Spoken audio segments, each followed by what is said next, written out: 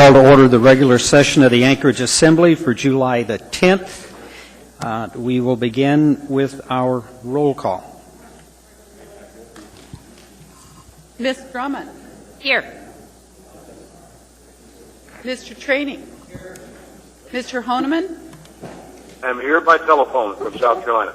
Ms. Gray Jackson. Honored to be here. Mr. Hall. Here. Ms. Johnston. Here.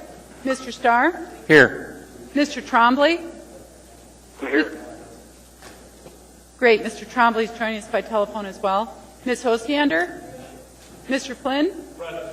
Mr. Birch. Here. You have a quorum, Chair. Thank you. I'd ask that all of us rise for the Pledge of Allegiance. Mr. Trainey, would you lead us? Pledge allegiance to the flag of the United States of America, and the republic for which it stands, one nation, under God, indivisible, with liberty and justice for all.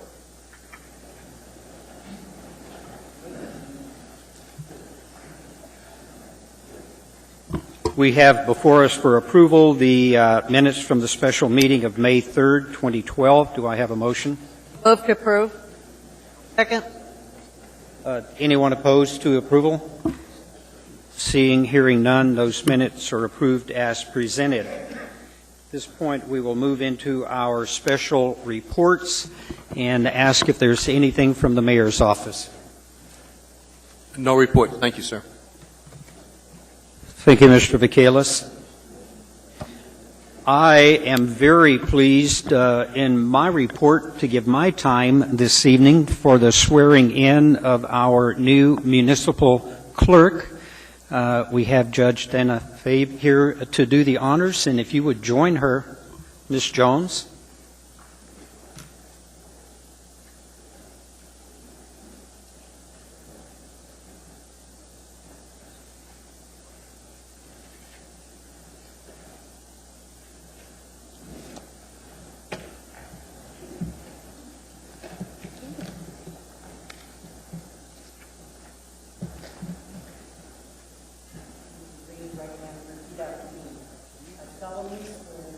I solemnly swear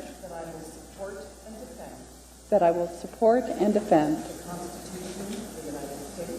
the Constitution of the United States, the Constitution of the State of Alaska, and the Charter of the Municipality of Anchorage, and that I will faithfully perform the duties of municipal clerk to the best of my ability.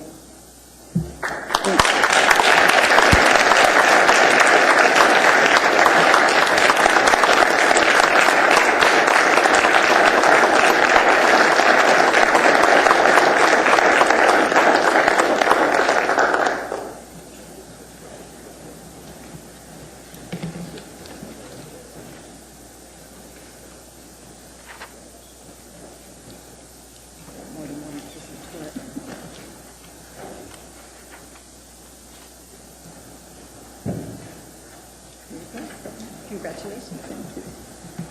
Thank you.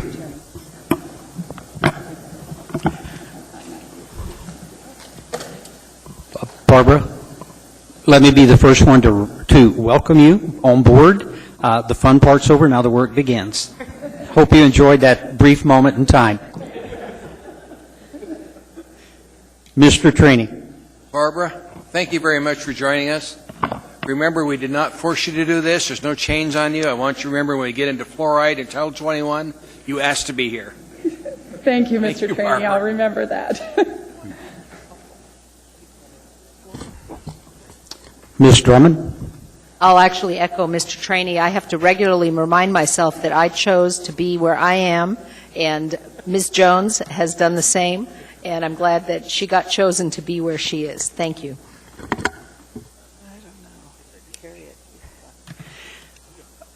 Ms. Gray Jackson. Thank you, Mr. Chairman. I just want to personally congratulate Barbara. I'm glad she's here, and I'm sure she's going to do a fine job, being around for almost 30 years. But anyway, and I'm really excited that I get to sit next to you, Barbara. Thank you, Mr. Chairman. Just jump in there if she needs any help. Okay, Ms. Gray Jackson? Great. Just one final brief comment in my report. I think the community is well aware that we received the third-party investigators report from retired Judge Hensley, and he has an addendum that will be coming with that we're hoping to receive probably within the next week or so at the very latest.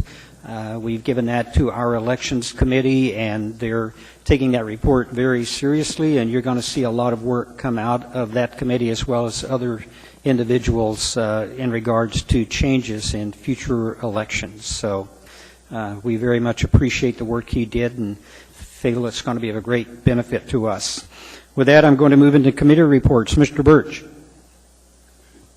Actually, a couple brief reports. Mr. Flynn and I met with the AMATS Policy Committee last week. We adopted a rather modest amendment that had a number of changes and realigned some of the project funding priorities. Made a couple of committee appointments, and then actually trued up some language that relates to Assembly member participation and alternates on the policy committee, which I think will be an improvement and brings that language in line with where it should be. Secondly, I would note we have on our agenda this evening a memo on malapportionment that Mr. Trainey and our chairman and I worked on, and that we're looking to have a committee meeting of the Community and Economic Development Committee that's been scheduled for Thursday afternoon, July 19th at 3:30 in the room 830 in City Hall. To address any issues regarding the coastal zone management. Excuse me, got ahead of myself here. But so if you will be taking that up again on the 19th, coastal zone management. Thank you. Thank you, Mr. Birch. Mr. Flynn. Thank you, Mr. Chairman. I'll make one small addition to Mr. Birch's report on AMATS. One of the issues that we did not resolve is the continuing saga of a grade-separated crossing on C Street, which isn't really in my district, but is an issue I know pretty darn well. And so I've opened some dialogue with the mayor's office, and when we come up with an idea of how we might move that forward, we'll bring it forth to all of you so that you are aware of what we're thinking and how we might solve that matter. Thank you, Mr. Chairman. Thank you, Mr. Flynn. Ms. Osiander. Last night, the Planning and Zoning Commission finished their perusal of all the chapters in Title 21 with the exception of Chapter 10, the Chugiak-Eagle River chapter, and they've scheduled a work session on that one for in the next few weeks. So the plan now is for our committee, as you know, to start up on the 19th, and we will be emailing to you all as soon as we receive them the P&Z versions of chapters 1, 2, 3, and 12. And so I'm hopeful that people can come to the committee meeting with their specific concerns. We'll be hearing planning staff's concerns, and I've shared a few, but rather than go through it segment by segment, we'll focus on what people's issues are. Additionally, Mr. Starr and I would like to invite the entire community of Anchorage to Chugiak-Eagle River for Bear Paw. I think that you could probably fit. Bear Paw is a way to have a lot of fun. All of you on the Assembly, I know, have been invited to watch the parade on Saturday. I'm looking forward to seeing you out there. We're going to have great weather, and there's some real fun things to do. Thank you, Mr. Osiander. I'm going to hold you to the great weather because I RSVP'd today that I would be there, so I'm expecting sunshine. Mr. Trombley, any report? Yes, I just wanted to say that I will be having a Ethics and Elections Committee meeting sometime at the end of July. I'll work with Barbara as far as a date to go over preliminary Judge Hensley's report and set out some guidelines as far as how we're going to progress forward. That's all, Mr. Chairman. Thank you, Mr. Trombley. Ms. Drummond, did I miss you in the queue? I was just going to comment that I believe that Ms. Osiander and I did the stinky salmon race or something like that many years ago. in downtown Eagle River during the parade. It's a lot of fun. You did an excellent job, too, Ms. Drummond. Thank you, ma'am. Mr. Starr. I have no report. Thank you. Ms. Johnston. Yes, the Enterprise Committee met with ML&P, and I can't tell you what day of the week it was, but we had a good meeting and we discussed as far as their upcoming budget for next year. I see that I think maybe our new Director of Solid Waste Services might be in the audience, and we look forward to having a meeting with Solid Waste Services once you get your feet on the ground. We'll give you maybe a week or so, and that should be it. Thank you. Oh, also, I will report that Girdwood had a wonderful forest fair. I got very wet in the dunk tank, but it was all right because it was raining anyways. Thank you. Thank you, Ms. Johnston. I might ask, Mark, you and the new director, please come up and give us an introduction.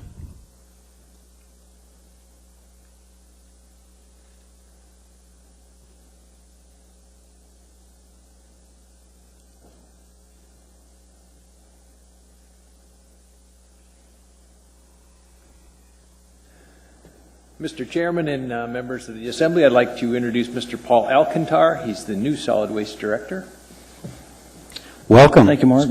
Thank you, sir. I look forward to it. It looks like an interesting and a great challenge for me, and I appreciate the opportunity to serve the citizens here. Very good. Ms. Johnston has a question or a comment. I understood you had a nice drive up. It was a little long. It was certainly an education in itself, is all I can say. Okay, thank you. Welcome to the organization. Thank you. Ms. Gray-Jackson. No, thank you, Mr. Chairman. Thank you, Ms. Gray-Jackson. Mr. Honeman.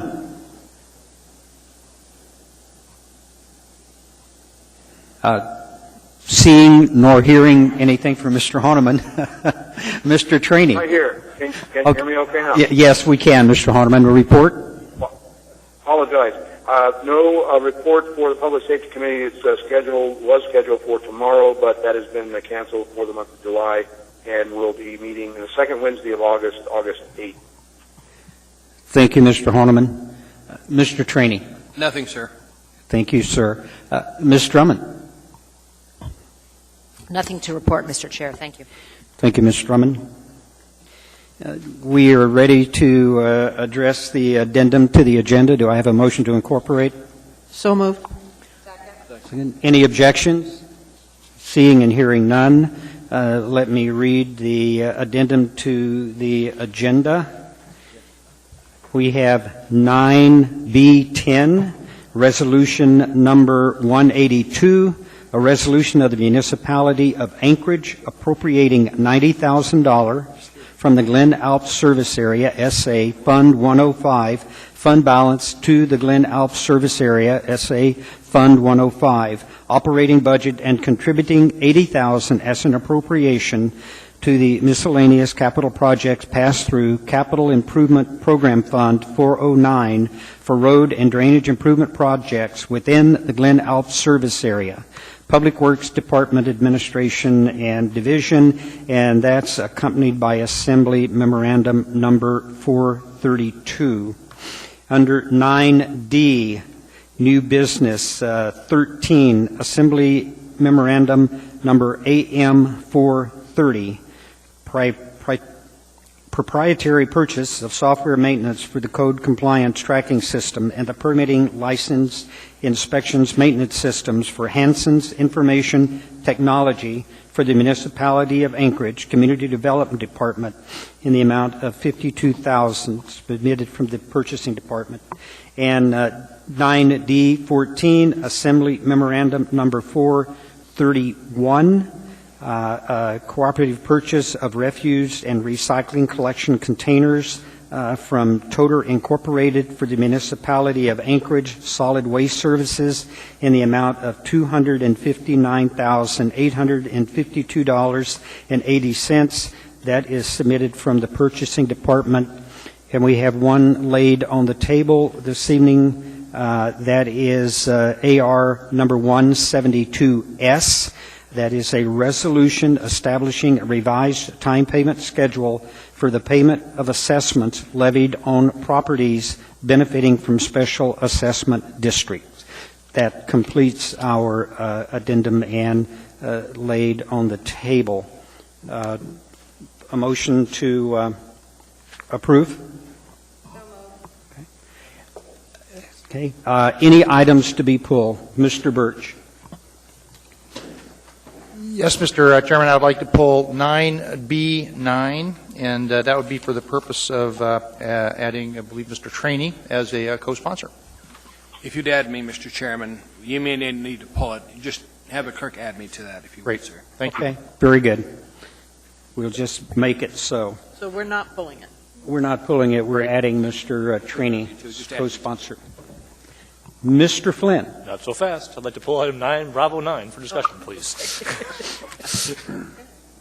We just put it back in, Mr. Flynn. Is that all? Okay. Ms. Osiander. 9 Delta 2. Mr. Starr. 9 Echo 3. Ms. Johnston. 9 Echo 1. Ms. Gray Jackson. Thank you, Mr. Chairman. Ms. Johnson just pulled what I was planning to pull. Thank you, Ms. Johnson. Thank you, Mr. Chairman. Thank you. Mr. Trombley. No items. Okay, thank you. Mr. Horniman. Thank you, Mr. Chairman. 9 Delta 11. 9D11. Thank you. Mr. Trainee. 9F1, just to change the public hearing date. Right now, it's scheduled for 8/7/12. I want it scheduled for 8/21/12. I've talked to people involved with this, and that way we can have a work session with Assembly prior to it coming to the body. Very good. I think it'll clean it up. And I'm sorry, Adam, I didn't get a hold of you today, but I thought you were going to be here, sir. Okay. Ms. Drummond. Thank you, Mr. Chair. I don't have anything to pull. I just want to comment on 9B3, 9 Bravo 3, on the revised time payment schedule. I am very happy to see that coming through. I think the departments did a terrific job setting that up, and I wish them all good luck in getting through the RCA. Thank you. Thank you. Ms. Osiander. I believe we probably need to pull that since we have an S version of it, don't we? Yes, we do. So could I pull that 9B3? What was that number? 9B3. Thank you. Any other items? Seeing, hearing none, I would ask for approval of the consent agenda, but for those items that have been pulled. Okay. All in favor or any objection? Seeing, hearing none, the consent agenda is approved. We'll now move into the items that have been pulled, beginning with, and let me run the items, 9B3, B9, D2, D11, E1, E3, and F1. Miss anything? Yes. If you are here this evening and we've just appointed you to a board or a commission, we would love to have you come up and introduce yourself to the body and let us express our thanks to you for being willing to serve. It's quite all right. Come on up.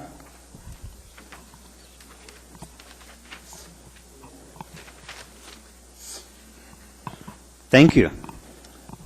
You're welcome. My name is Joe Vicente, and I'm not quite sure how things work out, but you pulled the item, which I knew was going to happen, but I've been appointed to the Chugiak Birchwood, Eagle River Rural Road Service Area.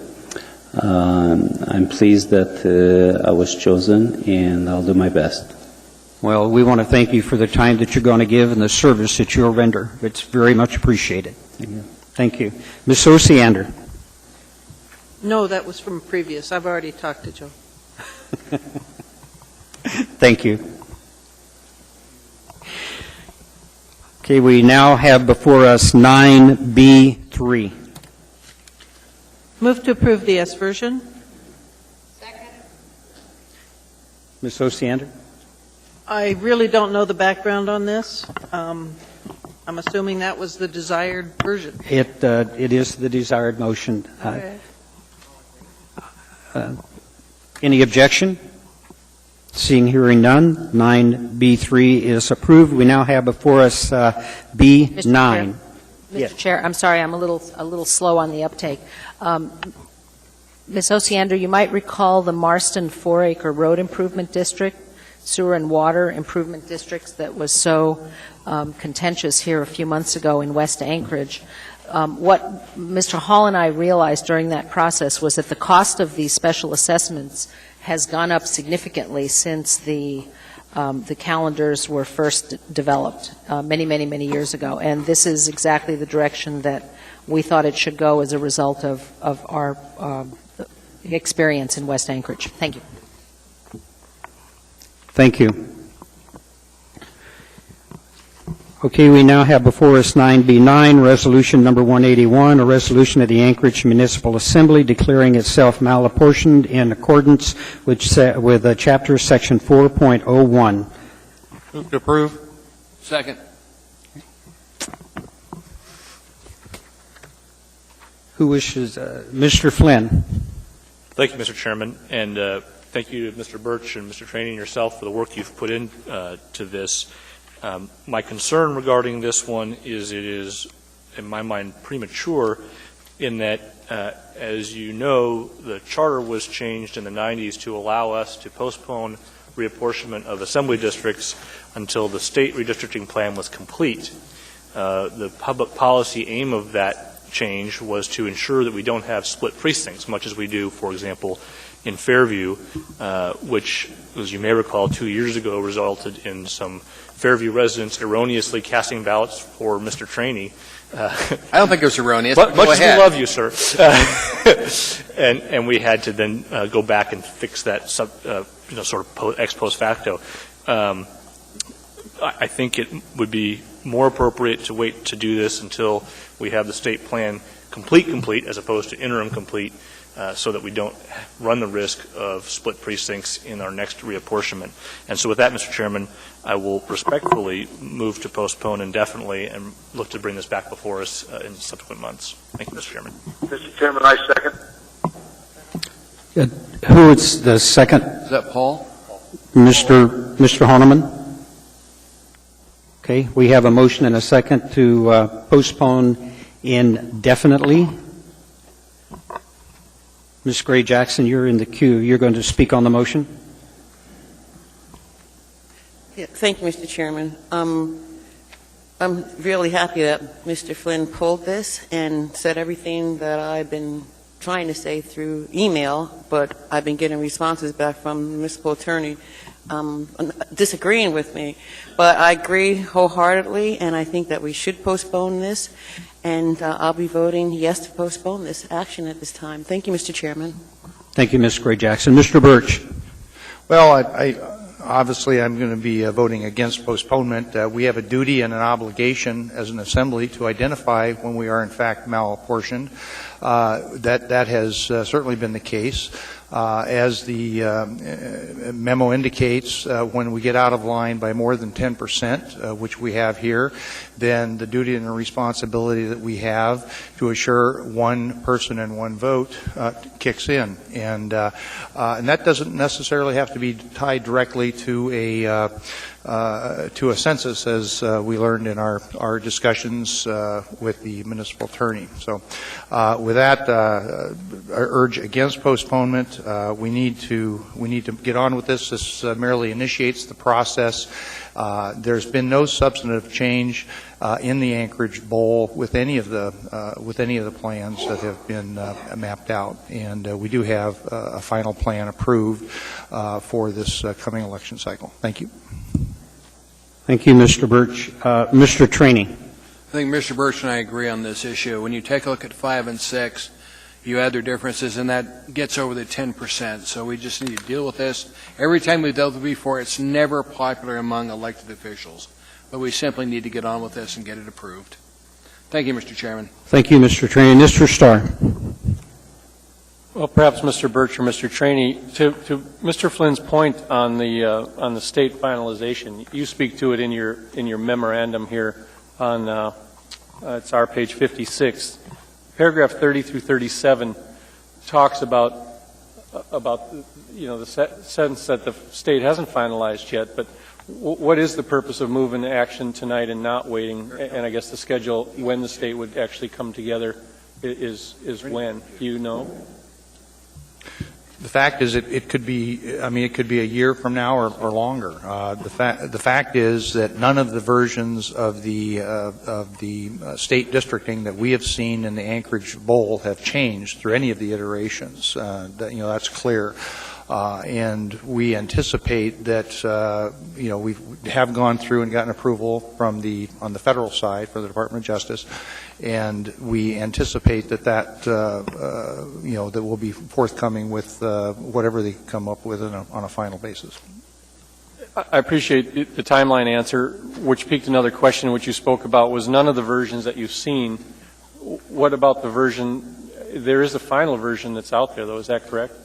That's correct. And so your statement that doesn't necessarily realign the boundaries. Yeah, the challenges that, at least that I've seen, and tracked through the media have centered on Southeast, the interior, and the Aleutians. But in the challenges to the districting configuration, in the Anchorage Bowl area, those have not changed at all through any of the iterations. Okay, thank you. Ms. Johnston. Yes, to Mr. Wheeler. Do we have a responsibility as far as with the state statutes when we're malapportioned over 10%? Through the chair, Ms. Johnson, the criteria comes actually from federal and state court decisions, and the way it plays out is that there's that threshold at 10% that says if you're over the 10%, then you would have to have some substantial justification to avoid reapportionment. And so that's the reason why you're seeing this AR moving forward. Mr. Trainee. Dennis, since you're the one that has to represent us in court, are you comfortable with this going forward from your perspective? Through the chair, Mr. Trainee, yes. Thank you, sir. Thanks, Mr. Chairman. Ms. Drummond. Thank you, Mr. Chair. I'm looking at this 10% variance. Since when do we add percentages and come up with 10%? None of these are over 5.4% deviation in either direction. And I don't care how you look at it. Citywide, there is no deviation that comes even close to 10%. I don't see what the rush is, and I tend to agree with Mr. Flynn. Thank you. Who's that question directed to? Yes, Mr. Wheeler. The calculation has been identified in court cases looking at the percent deviation from the most populated to the least populated, and that was reaffirmed in an Alaska case in 2008. We have opined on it in the past in previous redistricting, including back in 91. I just pulled that one up earlier. So if you look at District 5 at 5.2% negative and District 6 5.4 to the positive, the difference is 10.6. Mr. Flynn. Thank you, Mr. Chairman. I just want to clarify, in making this motion to postpone indefinitely, I'm not saying we shouldn't go forward with reapportionment and get it done this year, well in advance of the April elections. I'm simply saying I would rather see the state's plan final, so that we do not incur the risk of split precincts and the voter confusion that has caused historically over the years. Thank you, Mr. Chairman. Mr. Birch. Yeah, and that is not going to be an issue from the standpoint of at such time that this begins a 6-month process for us to realign our assembly districts consistent with state guidelines. And so this merely kicks off the process. Thank you. Ms. Johnston. Yeah, I have a question, if anybody can answer it. The final of the state program could be up to a year and a half before it's finally accepted. I mean, it's not something that's going to be done this year. Or it could be, but I don't have a feeling that it's going to be for the following election in 2 years, where we have an election coming up in April. The answer to your question, Madam Vice Chair, is a question, which is, do we really wish to place a gun to our head now, or do we wish to wait for a couple of months? Thank you, Mr. Chairman. Mr. Trainee. I think the only real problem has been Petersburg. The plans are the same for the Anchorage Bowl. So we can go forward with this now. Thank you, Mr. Chairman. We now have the motion to postpone indefinitely before us. Yes approves, no fails. Please vote. Mr. Horniman. Yes. Mr. Trombley. No.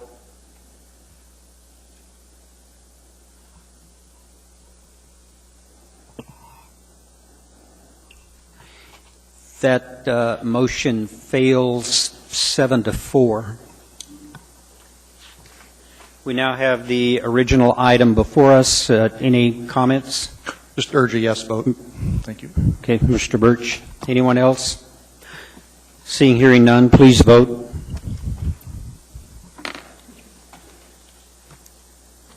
Mr. Horniman? Yes. Mr. Trombley? Yes.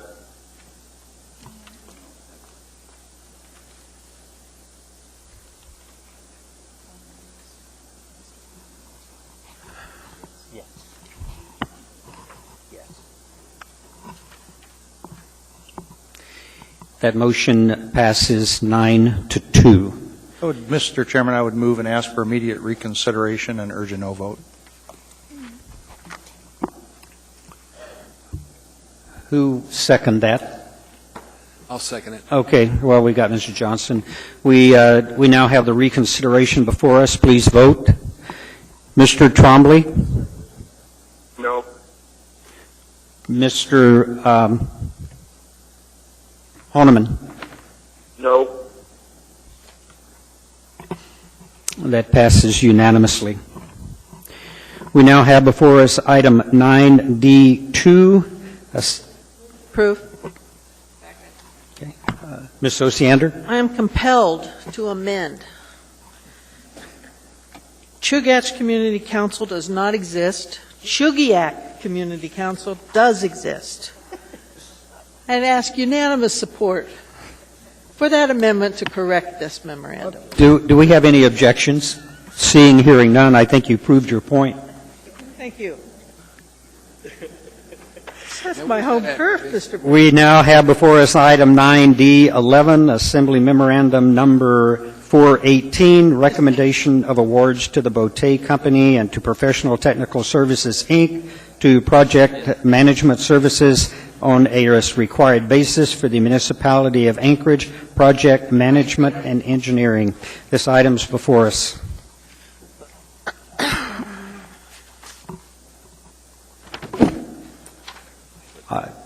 It's going to die for a like of a motion or a second. Move to approve. Okay. Ms. Osiander? No? This is Hold it, Mr. Chairman. Oh, Mr. Horniman, I'm sorry. Yes. Well, I've had a previous concern on a contract a couple of years back for the same type of services. My concern is I didn't see, and I apologize, apparently I've lost computer connection at the moment, but I did not see where this particular services went out to a bid on a competitive bid. This appears to have a total dollar amount of $15 million, $1.5 million a year times, I believe, two, multiple times. I'm sorry, I can't pull up the PDF version online. So my question, I guess, to the administration would be, shouldn't this type of services be bid on a competitive basis? Yes, please respond.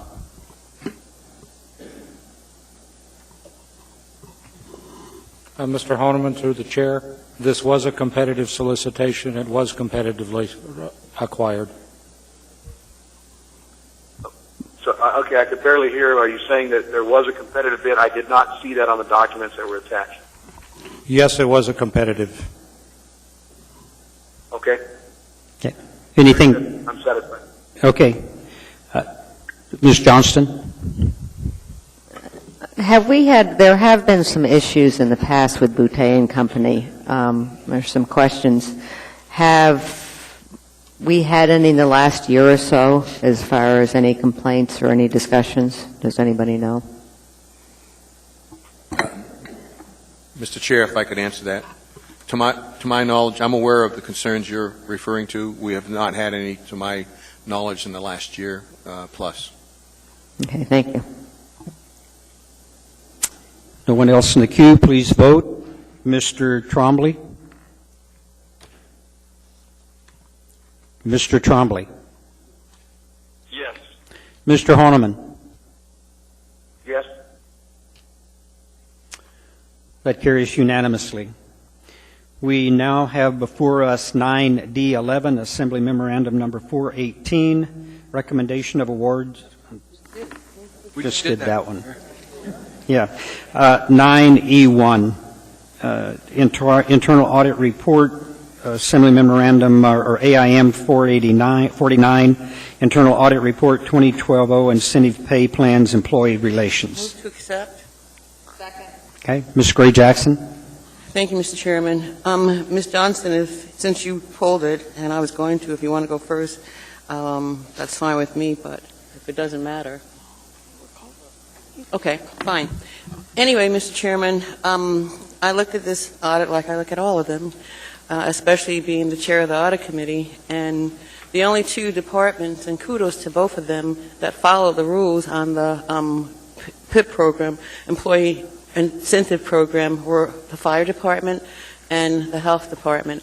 And so considering that fact, not health department, I'm sorry, the fire department and the police department, considering that fact, I would like to postpone accepting this until the next meeting and have a brief audit committee meeting so that we can get together and hear from the other departments and see what they have in place to initiate this program in the way that it's meant to be initiated. Mr. Chairman, thank you. Who is the second? Do we have a motion to postpone? No, we don't. And we don't. Did you make the motion? I move to accept. But now, Mr. Chairman, I'd like to move to postpone accepting this AIM until the meeting of July 24th, with the anticipation that an audit committee meeting will be held prior to that meeting. Thank you, Mr. Chairman. And you're a second to that, Ms. Johnston. Any objection? Seeing, hearing none, that is postponed until what date? The meeting of the 24th. 24th. Thank you.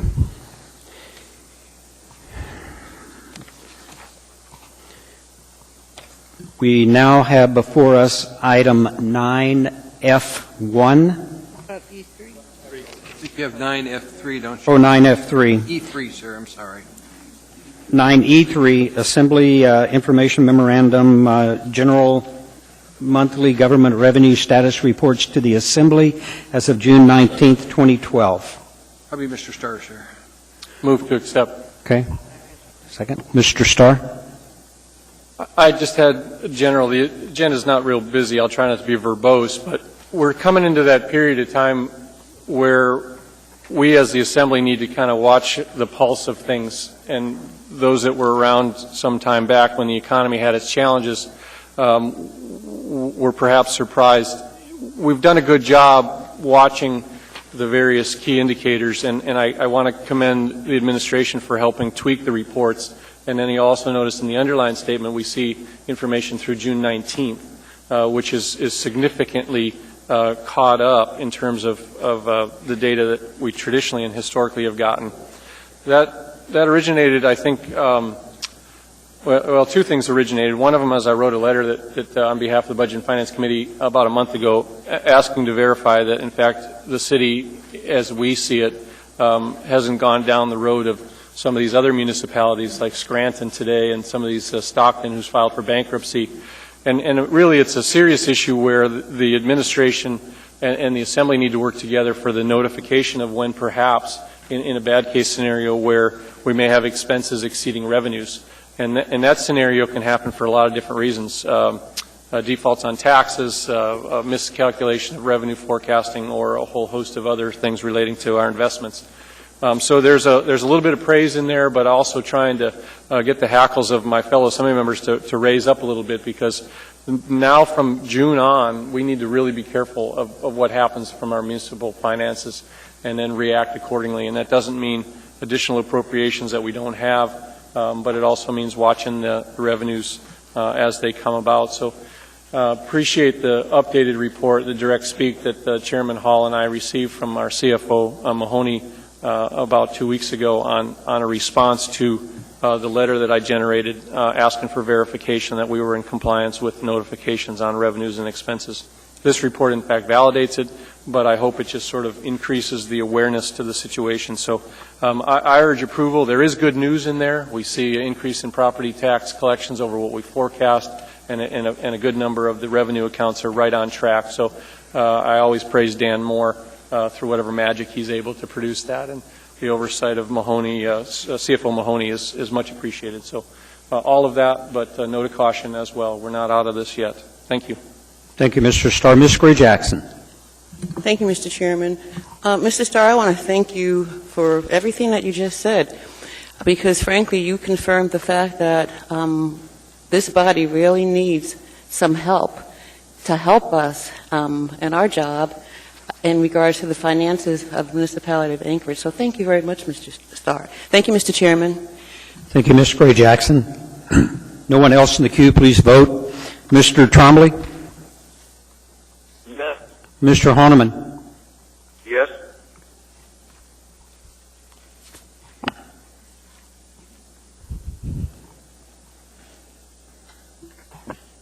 That passes unanimously.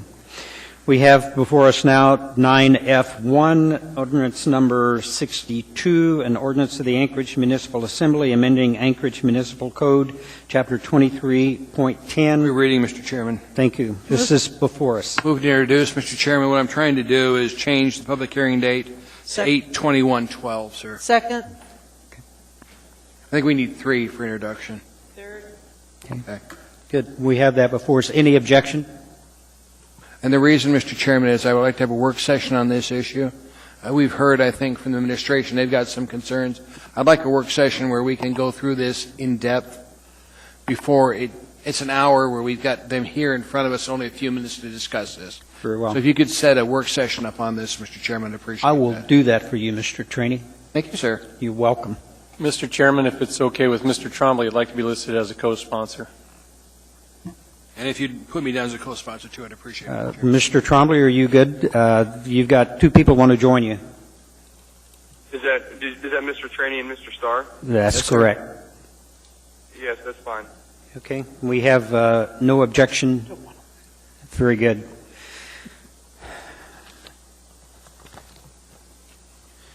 We now move into our regular meeting agenda, and in conscience of time, I want to pick up, we have a public appearance this evening. Can't do it yet. Oh, after 6. Okay.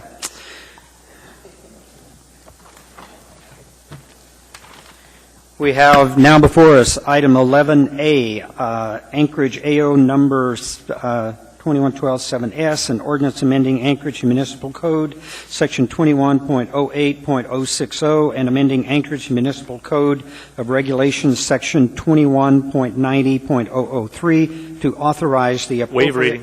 Thank you. This item is before us.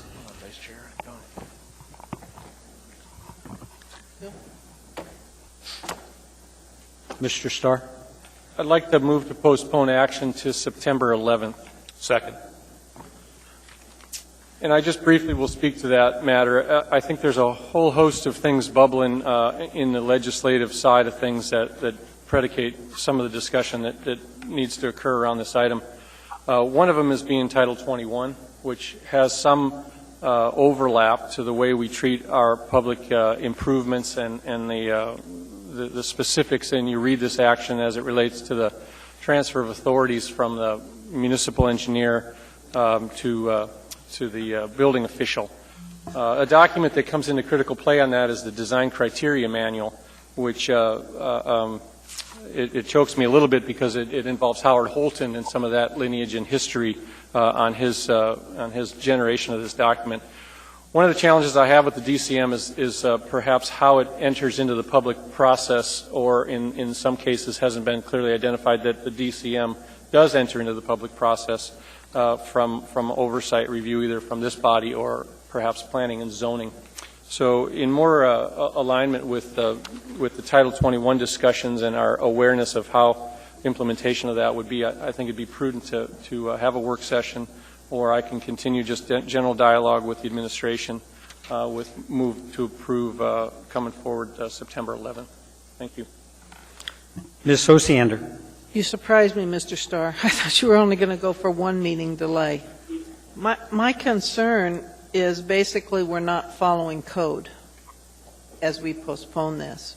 Could I talk you into going a little earlier than there? That's skipping that's 4 meetings from now. Well, in looking at some of the dialogues between our municipal engineer, I haven't gotten too many responses back from the planning department as it relates to what the intention on rewriting the DCM is. I did get an email back from Mr. Thompson that says he's embraced the rewrite of that document, and I know it's a fairly complicated. There's 7-some chapters online, and if that's in fact the case, and we do consider that that's a legislative piece, I think he's going to need some time to tweak that legislative document and send it through either this body for approval on the legislation, or if we concur that planning and zoning is the document that needs to hear it. That's why I think we need more than one meeting. So you want to see the DCM before we approve this? I would like to see it, yes. Ma'am, you're talking about moving this over to the private sector enforcement, and that's where if we don't see the DCM, it becomes legislation automatically, and that's not appropriate.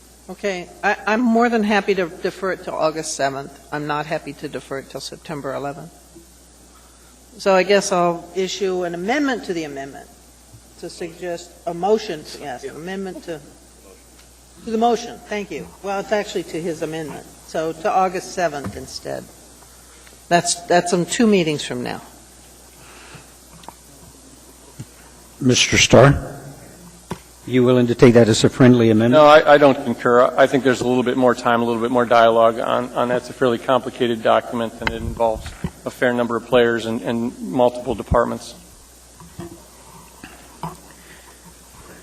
I do not have a... Ms. Johnson?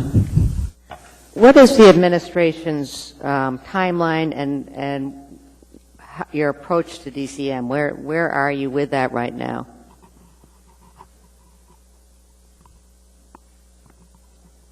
I'd rather hear from Mr. Thompson on it, or if somebody can speak for him. That's what I'd like. He's not here this evening.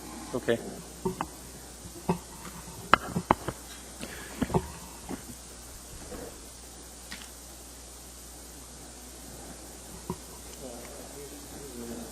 Mr. Chair, Mr. Starr, I was at a meeting recently with Steve Schrader, the municipal engineer, and my understanding is that the plan is to take the DCM through the context-sensitive solution process, and that's where they're at with it right now, is gearing up to do that.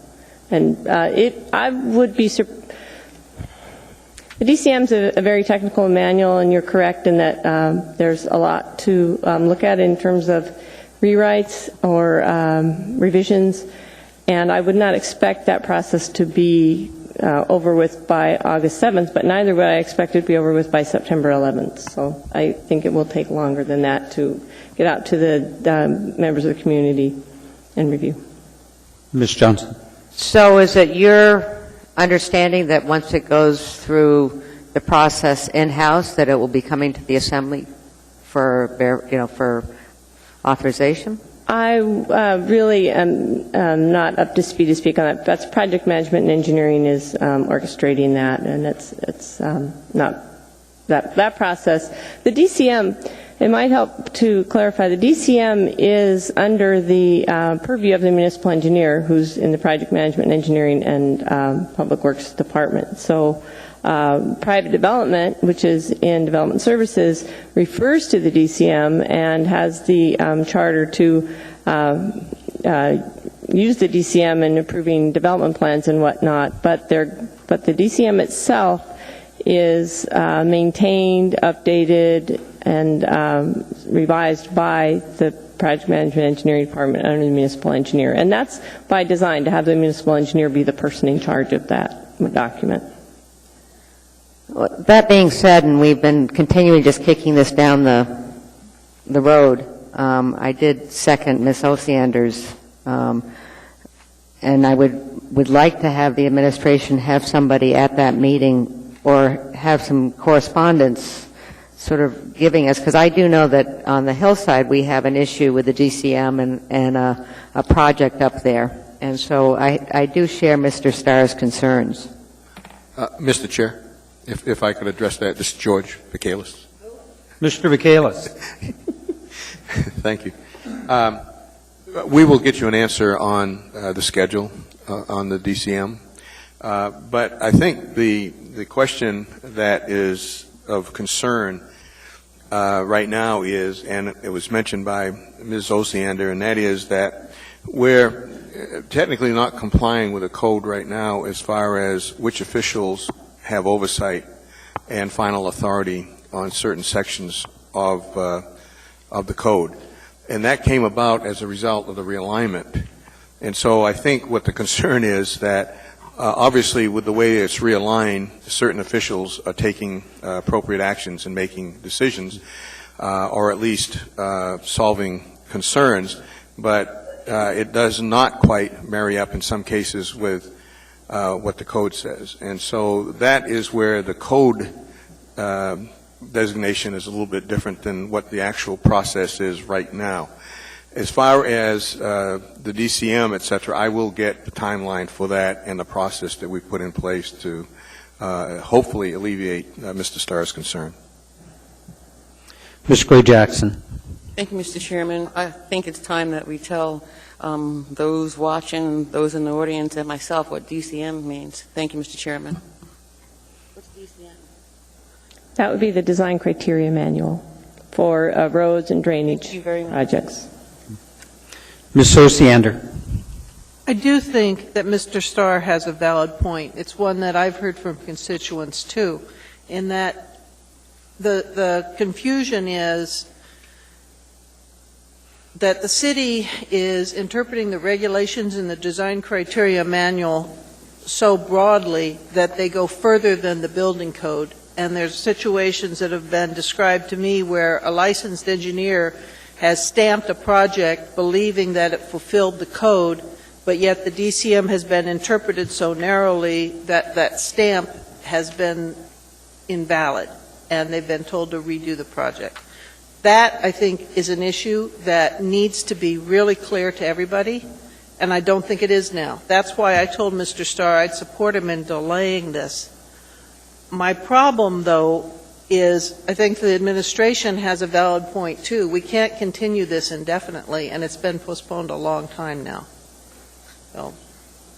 Thank you, Ms. Osiander. Mr. Starr. I want to do legislation correct, and so when you hurry it along, we don't. There's more to the question than just what's the status of the DCM. There's other documents that are in process, primarily relating to Title 21. From that, Ms. Osiander, you know that better than others. There's the other manual or the other set of parameter dialogues, and I can't remember the name of that one. I saw it briefly once. What's it called? The Title 21 User's Guide, which has not been started yet. Right. So we're going to have, as it relates to the private enterprise, I see us also well through or far down the road of permitted projects that has come about in this building season. And so to send a whole new set of faces out there in whatever compliance we're talking about, I think projects are being inspected. I think that we're seeing oversight out in the field, and I just think that it's prudent to say, let's get our arms around what we see as the oversight, the implementation of Title 21, as it relates to this. It directly speaks about that relationship on page 335 with the DCM, the building official, and the municipal engineer. It's time to clarify it, especially if we're using an old document. And I believe if Howard Holton was here, he could eloquently speak it on the relationship between the private development agency and the public process of PM&E. So I just urge a little bit more time. Perhaps we split the middle and do August 21st, but I'm not ready to have a work session on August 5th and talk about it with a clear understanding of Title 21 as it came out of P&Z. So it's appropriate to do good legislation. The industry expects that from us, and I just think it's appropriate to have some more time. Call the question, Mr. Chairman. Well, the question before us now would be the amendment that Ms. Osiander made to Mr. Starr's motion to change the date of the hearing from, what was your date, Mr. Starr? 11th of September. September 11 to August. What was your date, Ms. Osiander? 7. August 7th. That is the motion before us. Please vote. Mr. Trombley? No. Mr. Honeman? Yes. Ms. Drummond? Not clear on what the question is. The question before you is an amendment to Mr. Starr's motion changing the date for postponement from September 11th to August the 7th. I support that. Thank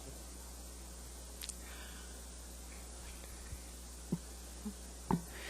That motion fails, the amendment. We're back to Mr. Starr's original motion to postpone until September the 11th. Please vote. Mr. Trombley? Yes. Mr. Honeman? Yes. That motion carries. It's 10-1. Why not?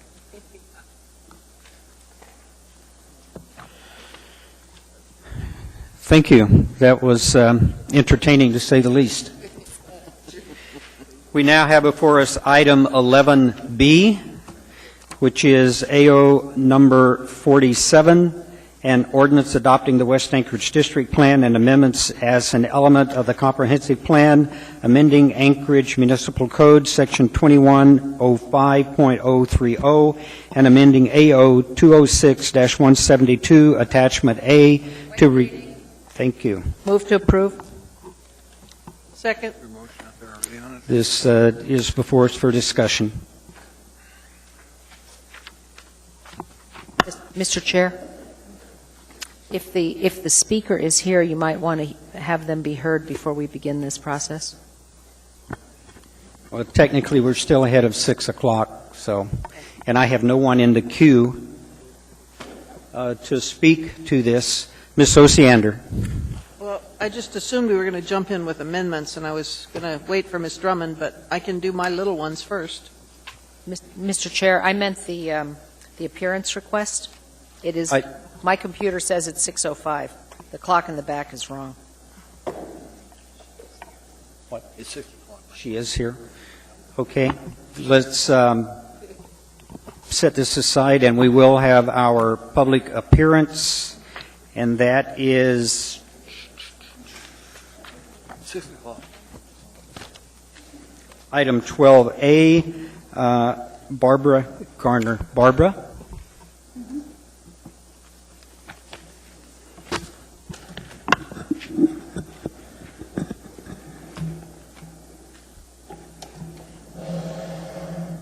Please introduce yourself.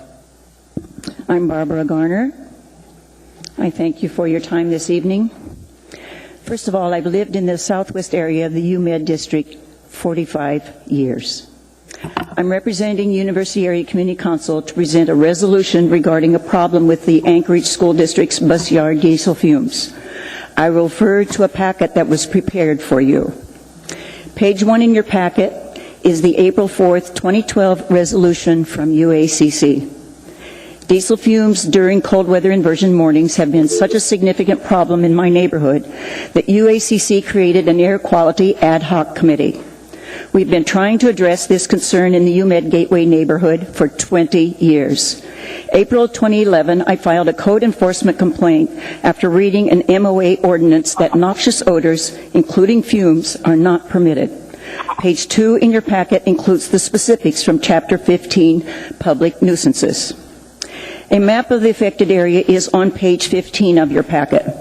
As shown, the ASD bus yard is southwest of the Tudor-Elmore intersection, the UMed Gateway neighborhood within the rectangular area north of Tudor, the Providence Medical Center directly north of that neighborhood, labeled H. Over multiple years, on behalf of UACC and others in the community, we have talked with the school district, various legislators, assembly members in the district, residents that have been vocal about being affected by diesel fumes, including the rescue mission, commercial interests, and assorted Providence facilities.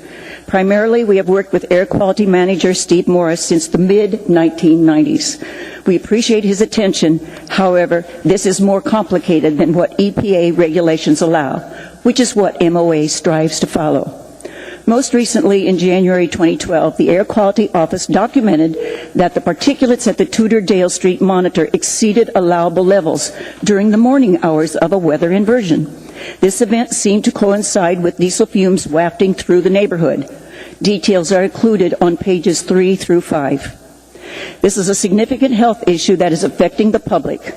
It's my health, it's my neighbor's health, it's patients in medical facilities, it's 3 child care centers, it's students waiting at neighborhood bus stops, it's homeless people in the mission's overnight shelter, including its 24/7 New Life program. We are wakened early, often feel nauseous, some are vomiting, headaches, asthma, and other health effects for those who are multiple-decade residents. UACC voted this past May 2nd to present the Assembly with a complete list of options found on page 6 below what to do. The discussion primarily focused on building a bus garage, which is UACC's preferred solution. Page 7 includes a number of options identified at a June 7th meeting convened within the ASD Transportation Office with representatives from community and governmental organizations. These are listed in the letter to retired Superintendent Carol Como. Page 11 is a letter from Senator Ellis and Representative Gardner and includes options along with identifying the best long-term solution, which was also identified at the June 7 meeting, that being a bus garage, much like the barn that houses people mover buses. Page 14 is a letter to Bruce Lamoureux, Providence CEO, from these legislators, apprising him of the diesel fumes and suggesting a discussion with him. Page 17 is a list of journal articles, research, and studies that identify the health consequences of diesel and diesel fumes. The full article dated March 11, 2008 is printed on this page, titled, Diesel Exhaust Inhalation Stresses Your Brain. It's detailed. We will continue to work with legislators, MOA, ASD, and the community to solve this serious health issue. UACC, working with these other government and community representatives, have identified the best long-term solution is an enclosed bus garage. We ask for your support of this solution, and specifically, we request your support for a legislative appropriation in the upcoming capital budget to build the bus garage. Thank you for your time. There are many other resources in your packet for useful information. I'd be happy to answer any questions. Ms. Drummond. Thank you, Mr. Chair. Thank you very much for coming, Ms. Gardner. I'm sorry this is continuing to be a problem. You may know that some of us here tried to extend the use of the municipal bus barn. We were under the impression that it was built for many more buses than it actually was. A little research showed us that was not to be the case. And I totally sympathize. Unfortunately, we don't appear to have a packet from you. You referred I to... delivered it yesterday. Oh, okay. Madam Clerk, I assume we're going to get it? Okay, thank you. I'm sorry, perhaps it's here buried in this pile of paper over here. And if not, I'll be sure you all get it. Okay, thank you. Thank you. There are no other questions. Thank you.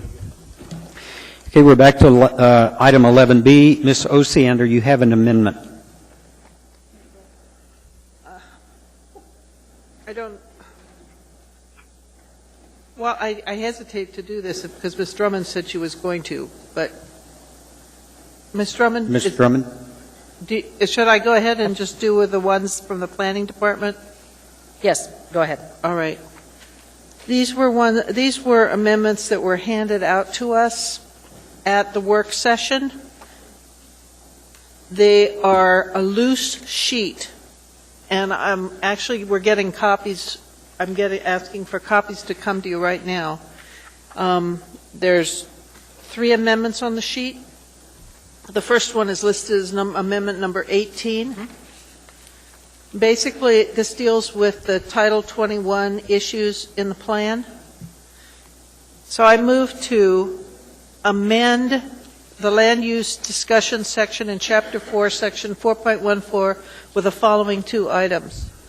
To add the following text as a new third sentence to the introductory paragraph in Section 4.1.4 on page 70, to say the generalized land use designations depicted on the land use maps are to be implemented over time via regulations and the most suitable zoning districts in the current revised future Title 21, whichever is in effect. Also to delete each last bullet and all the individual land use subheadings from page 70 to page 82 that identifies which zoning district each land use subject corresponds to.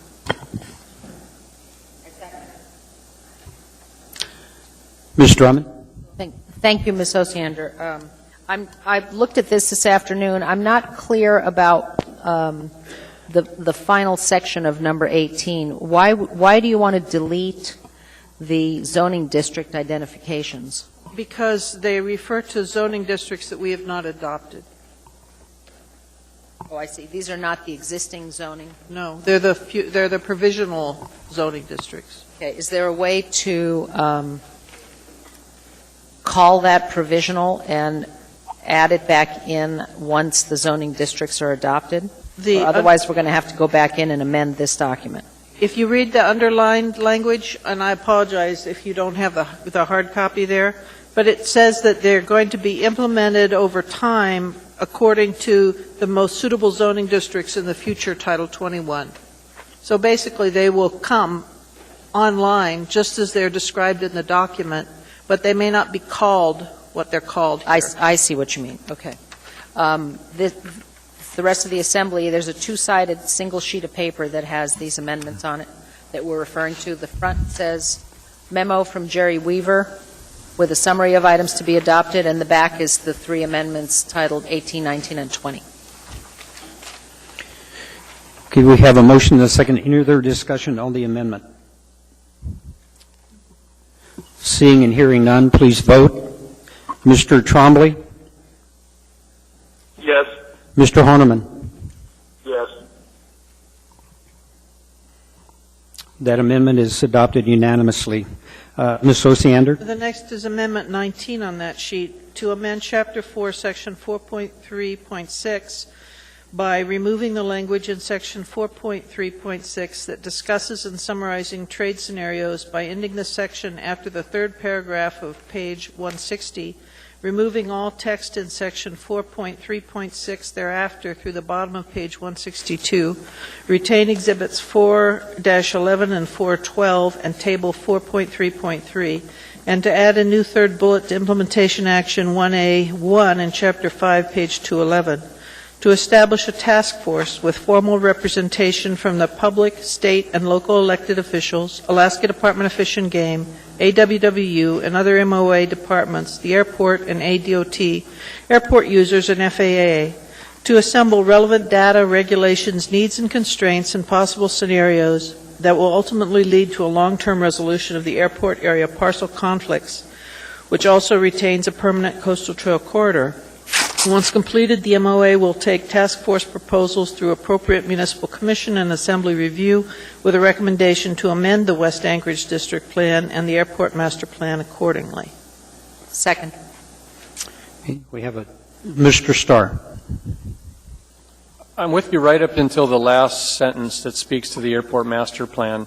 And I looked at the process that's underway for the current rewrite of the Airport Master Plan, which is happening as we speak, I think. But why would we be empowered to change the Airport Master Plan? Was that a yes? Do you agree? Or my question was, why would we be empowered to change the airport master plan? No, I agree with you. This language, maybe I should let Mr. Weaver speak to it. Mr. Chairman, Mr. Starr, we would agree with that as well. You can just remove the airport master plan accordingly. If it's acceptable to the second, then I'd like to just end with West Anchorage District Plan. Fine.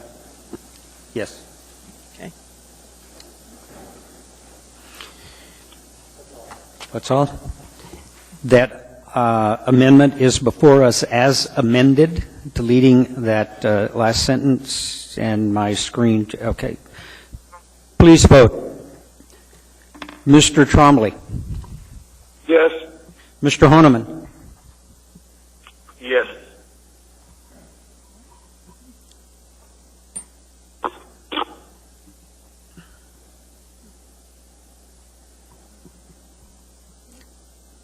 Can't get it to come up on the screen. Okay, my screen shows that passes unanimously. Ms. Osiander? Two more short ones here. Number 20, to remove implementation action in 1 as this feature already functions within the Development Authority. Second. Any discussion on that amendment?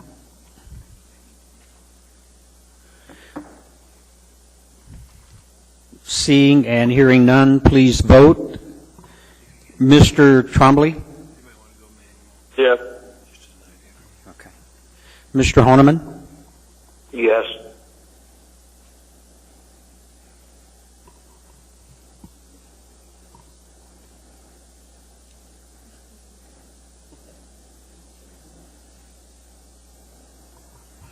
We seem to have technology failure.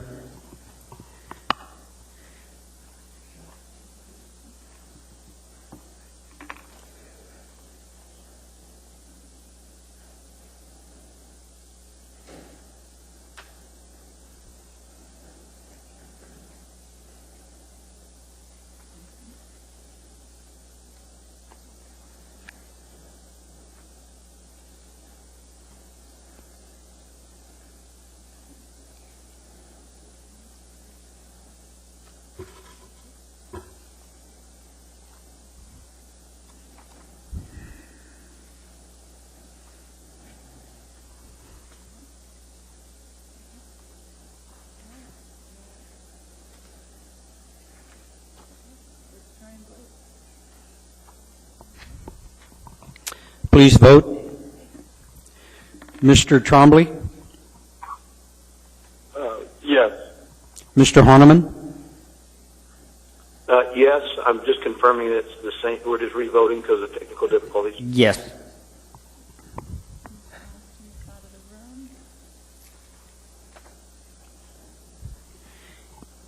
That passes 10 with 1 absent. Ms. Osiander, you have one other? I do, sir. And this is on page 70 under office low intensity to delete the second bullet, which reads employment density generally less than 15 employees per acre.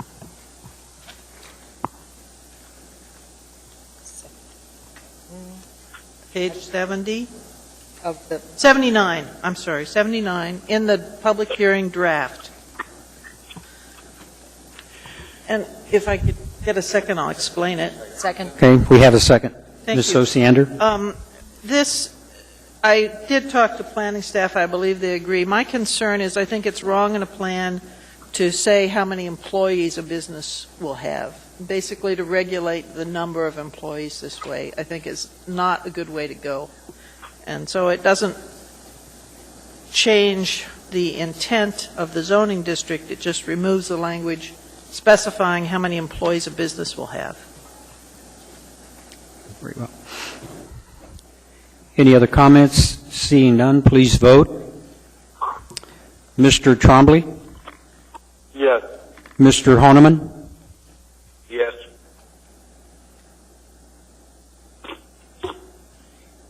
That motion passes 10 to 1. Anyone else in the queue? Yes, Mr. Chair. Ms. Drummond? I have an amendment. I'll pass it out right now. I numbered it 21 since we had ended our amendments at number 20.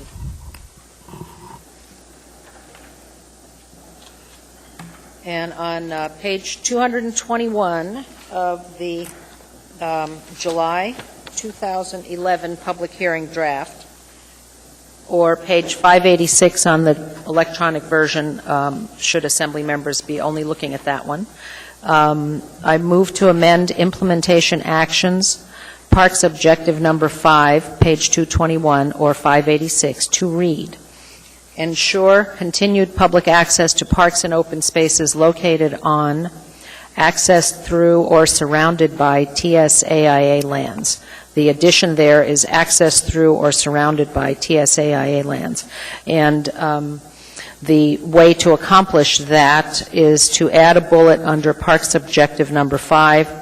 That would be bullet number P6, and renumber the rest of the Ps to post all municipal parks. Mr. Chairman? Mr. Trombley? The only question I have about that is that at the work session, we were told that even though there might be a lease agreement with the airport for certain parklands, such as the dog park, technically it's on airport land. So I don't see how we can ensure that if it's airport land, they can do with it as they please at any point in time. Is this actually enforceable, is my question. Mr. Drummond? I'm sorry. That's true that the airport has the ability to change the use of their land at any time. My intent with this amendment was to post, number one, post all municipal parks. And as Ms. Osiander will recall, we ran into trouble at the school district with a unposted 50 acres for the new South Anchorage High School, which is now, 10 years old. It was never posted, and the school district decided that it was smart to post future school locations so that the public was well aware of what was going on there. In my walk through from Point Warrenzoff through the Point Warrenzoff Park, which actually starts significantly south of Point Warrenzoff itself, south of the AWWU sewage treatment plant, there is no indication of when Point Warrenzoff Park begins or where it ends, since this is on the at least on the coastal trail. The airport has everything posted out there. When you drive all the way down to the Clitheroe Center, airport is posted left, right, and center. The coastal trail has markings on it. It has mile markers, kilometer markers, so on and so forth. But there's no indication that you have reached a dedicated park. And that's what all of this controversy has been about, is that piece of parkland. I think it would be smart for us to post it from both directions so that users of the coastal trail are well aware of where the park is, and anywhere else that it might be exposed, so to speak, to public view, in order to make sure people know where the parks are. And the way to do that was to, and in addition, this implementation action says that we are to ensure continued public access to parks and open spaces located on TSAIA lands. This particular parkland is accessed through or surrounded by TSAIA lands, in addition to other park-like spaces that Mr. Trombley just referred to. That's the intent of this amendment. Ms. Osiander. Two questions. First one, you're primarily concerned with posting that park, but yet you talk about all municipal parks. That's my first question. My second question is to get something from planning staff about their understanding of the implications of this. Okay. So, can you answer the first one? What was the question? I thought it sounds as if you're only concerned about Point Warrenzoff Park. I am concerned about Point Warrenzoff, but if there are other parks that are not posted, that are dedicated parkland, that are not, for example, a neighborhood park with a nice little sign on it that says Cope Street Neighborhood Park, then they need to be posted so that folks know that they indeed live next to a municipal park. Okay. Mr. Tobish or Mr. Weaver?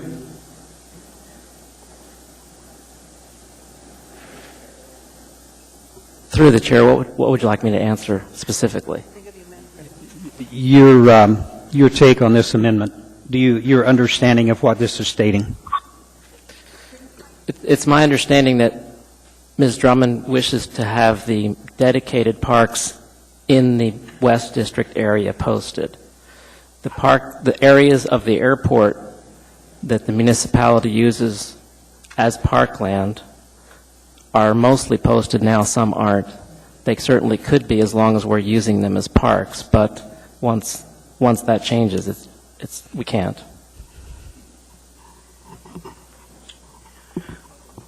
Any other questions? If not, please vote on this amendment.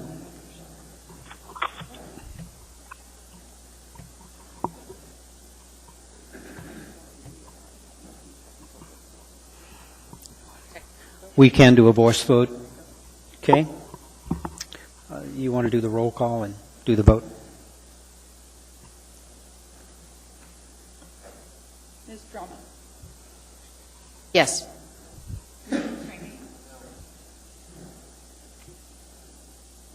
Mr. Honeman? Yes. Ms. Gray Jackson? Yes. Mr. Hall? Yes. Ms. Johnston? Yes. Mr. Starr? No. Mr. Trombley? No. Ms. Hostiander? Yes. Mr. Flynn? Yes. Mr. Birch? No. Thank you. Can you give me the vote?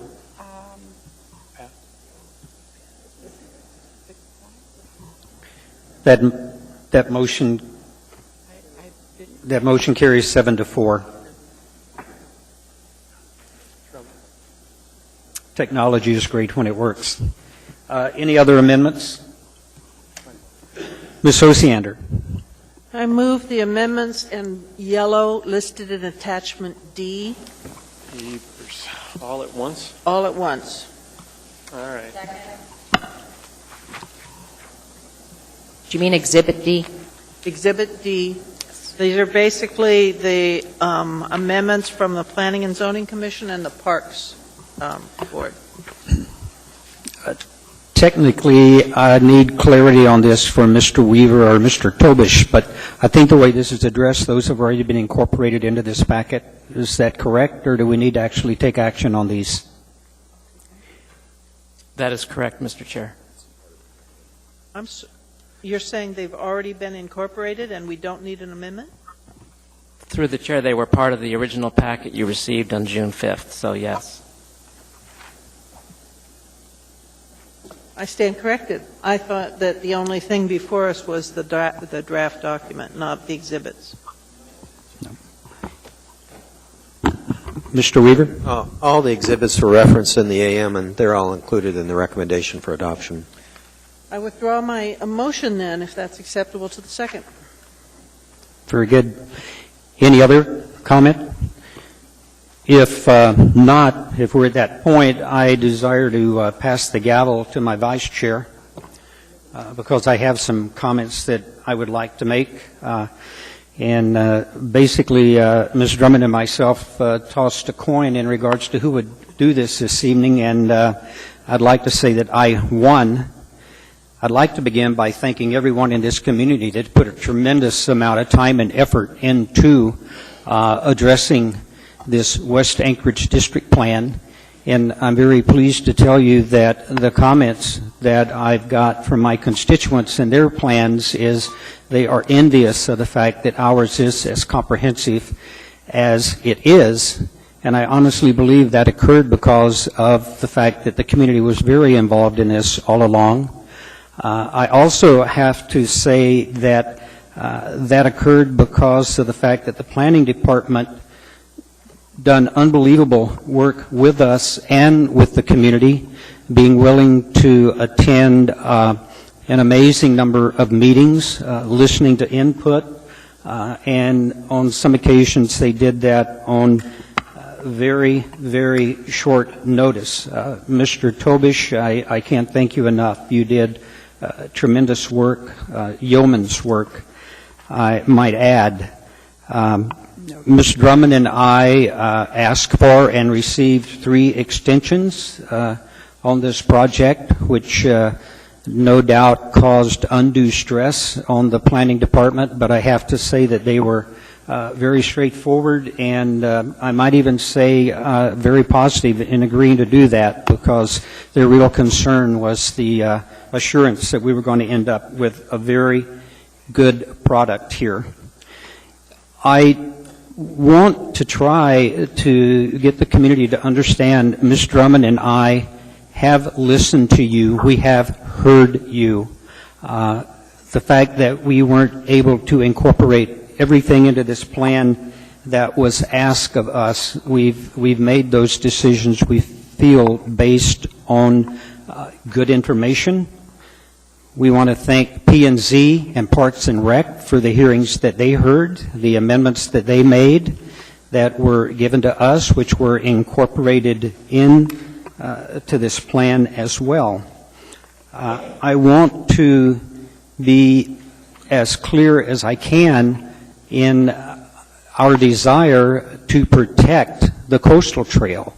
We have language in this that ensures that the coastal trail is going to be there in perpetuity, that it will be there with a buffer through the airport area.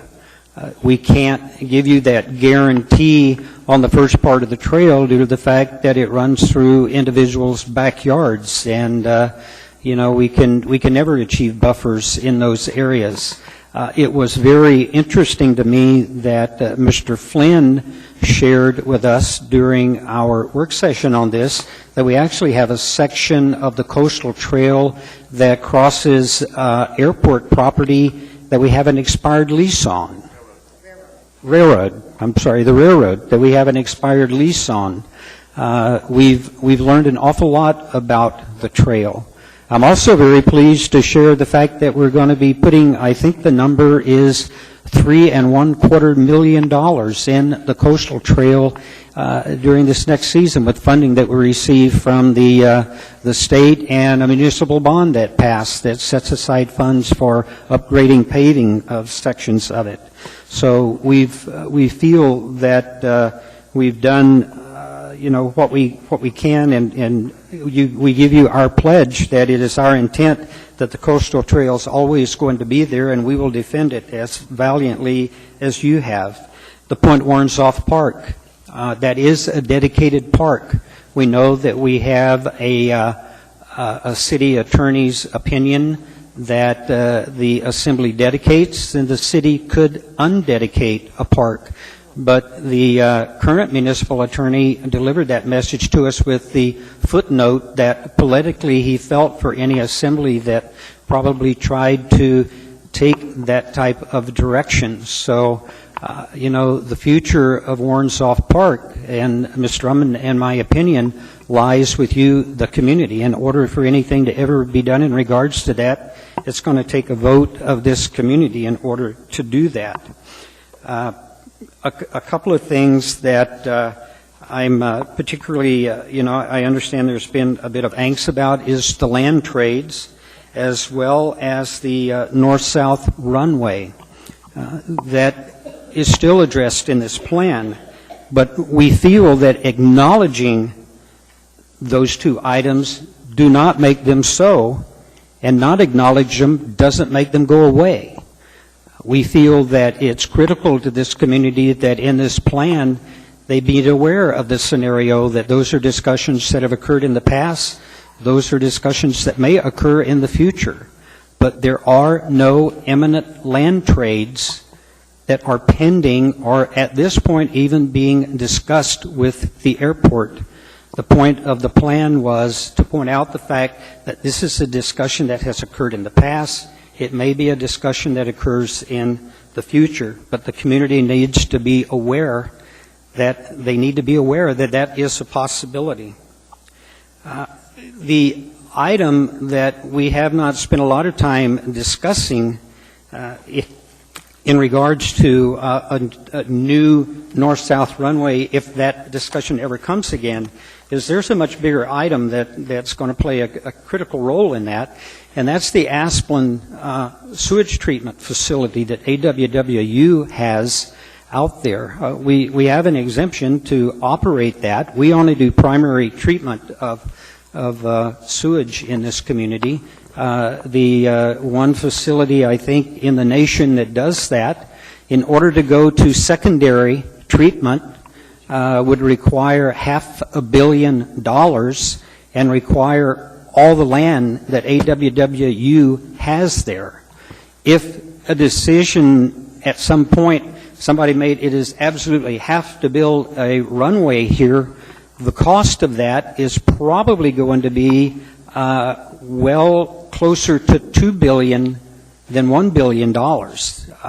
So the Asplin facility in itself with our sewage treatment would be a huge impediment to a north-south runway ever occurring if that topic is ever brought back. And again, I point out the fact that that is not a point of discussion. You add to that the fact that we had an engineer testify here about the engineering feat that it would be to extend a runway out in that direction with the coastal erosion, the mud flats, and the fact that at the end of that runway is a earthquake zone. So Harriet and I felt that we would not want to do a disservice to the citizens of this community if we did not include these possible scenarios that might occur and have to be dealt with in the future. So with that comment, I would encourage a yes vote from the body on adoption of the West Anchorage District Plan. Ms. Drummond. Thank you, Mr. Chair. I want to alert the community that the master planning on the airport is beginning in very short order. Mr. Hall and I have already been invited to participate in the first contacts with the planners, and we will be keeping the intent of the West Anchorage District Plan foremost in our thoughts as we work with the airport on where they're going with their master plan. I believe they're calling it a master plan update. And there is a public open house at the West Coast International Inn at International and Spenard Road next Tuesday from 6 to 8 p.m. The public is welcome. I believe it's even appeared on our assembly calendar. We expect a great deal of interest in this, and I hope that lots of people besides the folks who live in West Anchorage do participate. The airport is a tremendous economic engine for our community, but we still have to live with all of us within our limitations, and the airport needs to respect us, and we need to respect the airport and move forward so that we all benefit from having a terrific airport 10 minutes from home. All of us in West Anchorage love being able to leave for a flight at a pretty reasonable hour instead of commuting for hours and hours to get to our airport. And I hope it continues that way. However, the other thing that I want to mention is the plan does not consider the big changes that will be happening in aeronautics. Airplanes are changing. The airport does not necessarily have to expand. I'm sure they will discuss this in their master planning process, which will take months and months and months. And we'll learn more about what the future of the airport is involved at that point. In the meantime, I think this is a good plan moving forward for West Anchorage. It addresses tons of things besides the airport itself. There are, what did the earlier item that we move forward on, the redistricting? There's at least 50,000 people in West Anchorage, the West Anchorage Assembly District, that have lots and lots of needs and concerns besides the airport, and I think this plan covers them in a pretty good way. Thank you very much. Mr. Chairman? Yes, Mr. Trombley? This is Mr. Holman. Mr. Holman? I wanted to Yeah, no worries. I just wanted to say I'm willing to support. I'm looking forward to supporting the West District Plan. I know a lot of work goes into it, and I'm looking forward to equal support as well as lots of commitment from the folks on the east side as they are just beginning their process. A very, as you know, fairly heavily dense population group and a very diverse group of both housing and businesses. And so need lots of work, lots of help, lots of vision, and lots of support. Thank you. Mr. Starr? Thank you for your comments, Mr. Hall and Ms. Drummond, as it relates to your specific area. One of the challenges I had with reading both the color version and what I see as this version in the document was sort of a general speak that was park specific, which was appropriate buffers, and I'm not saying they aren't appropriate, but a message that we're open for business in the logistics and the distribution and the jobs creation market is lacking from this document. And I want to pick it up another way as we can approach that. It's a fine line where you start to speak about all the niceties that happen, but the requirements, and I speak from experience, I ran a company that did air freight and distribution from that facility, and it needs to be open for business. It needs to be open for expansion. Our road models need to do that, and raw and open lands need to be considered for the areas that are best and important to our regional direction. So it's critical speak, but if we say too many nice things from a glossy perspective and forget that jobs are created by that economic engine and support that, I want those comments to be on the record because I don't want that to be taken lightly. Economics and industry can coexist as they do, but we can't send the message that we want business to go elsewhere. That's first and foremost. The second one that I have is a challenge where it references the West Romig master plan. And when I see documents such as this adopted document referencing preliminarily draft documents and actually right down to the diagram that's included in a document that's never even made it to public display. There was a solid work team. I won't question you there that the West Romig Master Plan development team and all that went into it was there. But comments on the record is that we're not adopting the West Romig Master Plan through this. I've been assured, primarily just in conversation with Ms. Osiander, the way she reads this document is it references appropriate transportation, sidewalk connections, and things around the school as it is. So if there would be an answer that's beyond that, is Mr. Weaver, is it only on page 109 or in our draft document 474, is it only on page 109 that the West Romig Master Plan is mentioned in the document? That's all I could find. Through the chair, Mr. Starr, as I recall, that's correct. Okay, and it's really just the sidewalk connection discussion and global transportation. It wasn't a recommendation to adopt the master plan or your intention in writing it was to sort of speak to it but not adopt it. Through the chair, that's correct. It was just reference for access issues that seemed to be at the fore at that time. Okay. Mr. Hall or Ms. Drummond, could you comment about the West Romig Master Plan language in this plan? What do you see happening with it now that it's referenced in this document? I'll be happy to.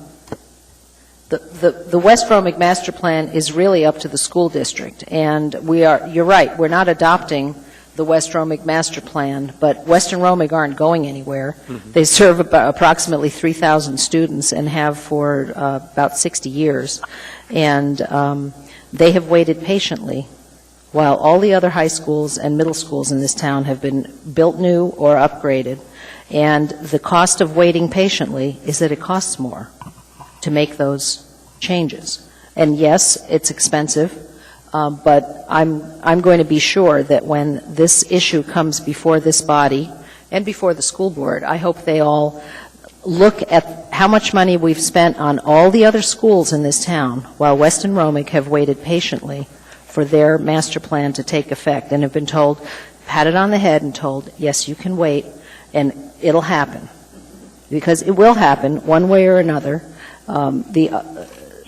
dozens of other schools in this town have taken their place in the queue far ahead of Weston Romick, and Weston Romick will continue to serve the population in West Anchorage, as well as the community, not just the students. It has to be accepted as a community center as we get more and more dense. We have nowhere to spread out.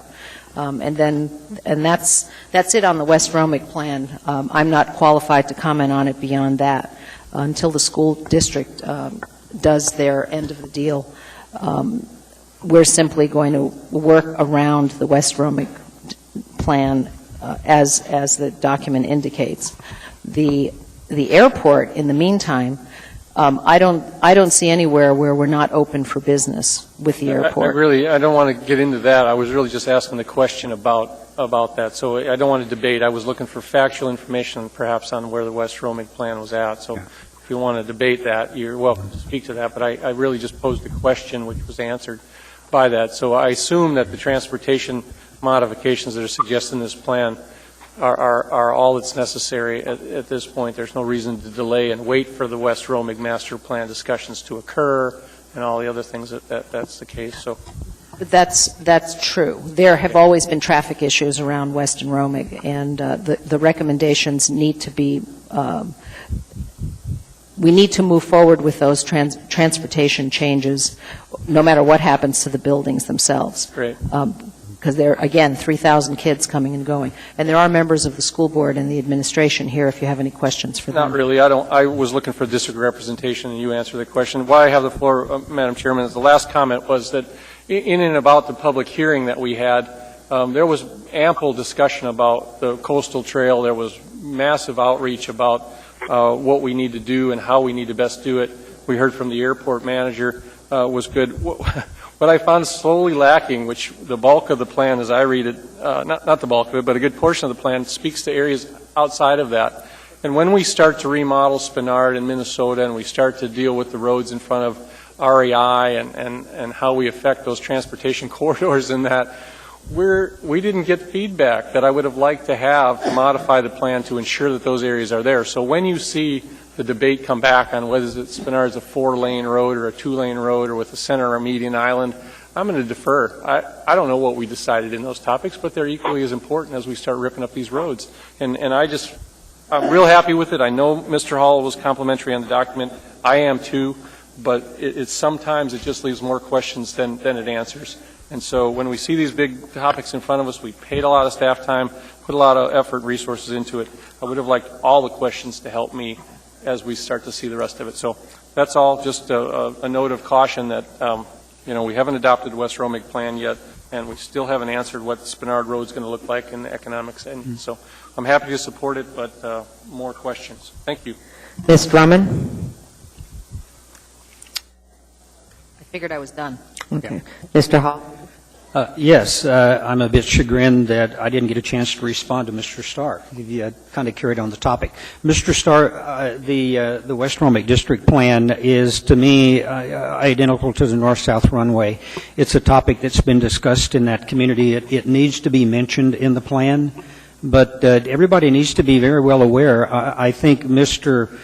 Flynn did a great job on this when we were making all of these amendments to the AMATs, and he said, I really appreciate that input, but you understand that this is a plan, and everything that occurs within this plan has to follow due process from zoning to code. The public input there's a lot yet to be done, so but I'm sure that, like I say, it had to be mentioned in the plan. It's a topic of conversation in the community. Seeing no other in the queue, please vote.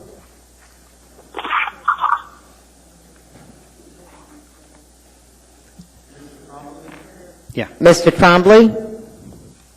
Yes. Mr. Hahnemann? Yes. I see this passes 10-1.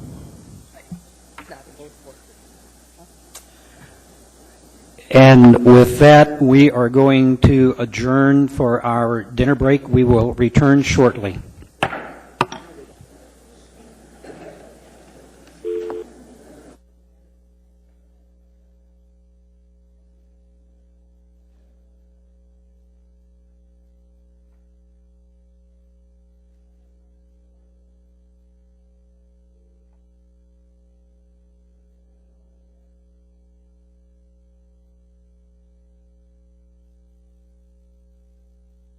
this item is before us. To approve. We have a motion to approve and second. Any discussion? Seeing, hearing none, please vote. Mr. Trombley? Mr. Honeman?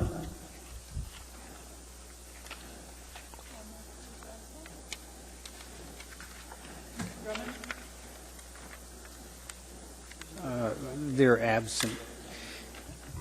That motion carries 9-2 with 2 absent.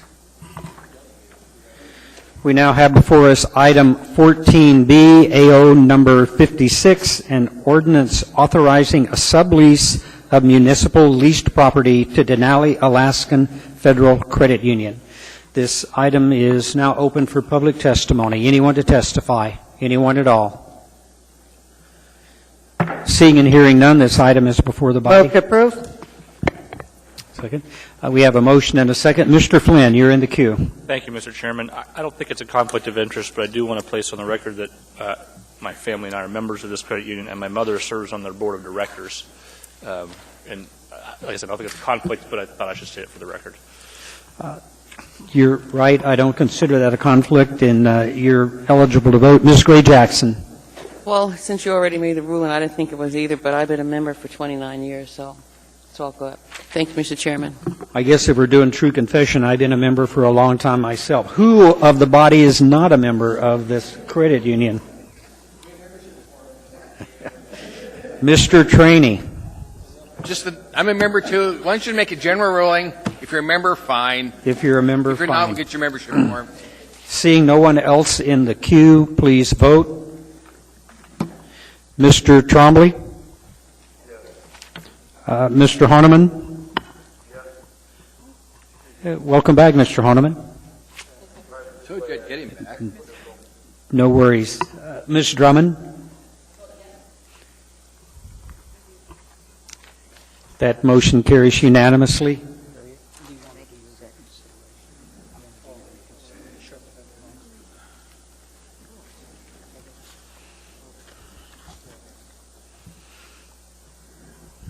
Ms. Drummond? Mr. Chair, I'd like to ask for immediate reconsideration of the West Anchorage District Plan. Item. Second. Any objections?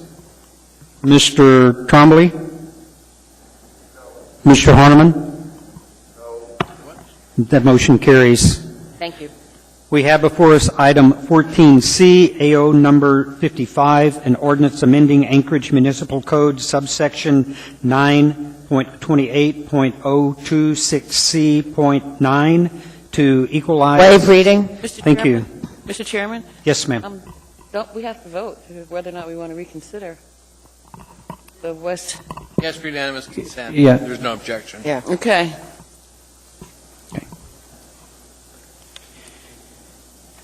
This item is before us for public testimony. Anyone wish to testify? It's not a public hearing item, sir. What you're asking is for an immediate reconsideration. The vote's taken without any public comments on it, Right. sir. Mr. Trainee, are you in the queue? Just I want to ask Harriet, do you want us to reconsider this, Harriet? I'm sorry, I was talking about the I know, do you want us Yeah. to reconsider it? It's, You want to urge a no vote, right? yeah. No, we. Yes, and a good point, Ms. Gray Jackson. And I will bring it up for voting when I push the button and it works. I missed the. Are we down again?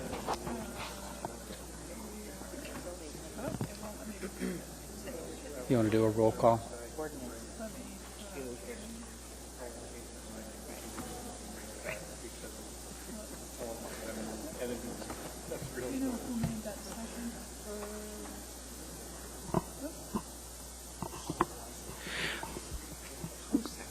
Who seconded the motion?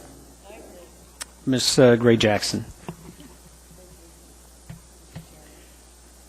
Now we can vote. This is an urge to no vote. Mr. Trombley? Yes. Mr. Horneman? I'm confused. My screen doesn't say that we're voting to reconsider the West Anchorage District Plan. There was something else that flashed in front of it. Madam Clerk, if you'd make sure we're voting on the right issue. Yeah, That's not what I asked to reconsider. Yep. Showing on the screen there, motion for immediate reconsideration. Yeah, but I don't know what item it's asking for reconsideration on. Ms. Drummond, it is for the West Anchorage Okay. District Plan. Okay. Staff will make sure that it's correct. I don't have it on the right place. Very good. Thank you.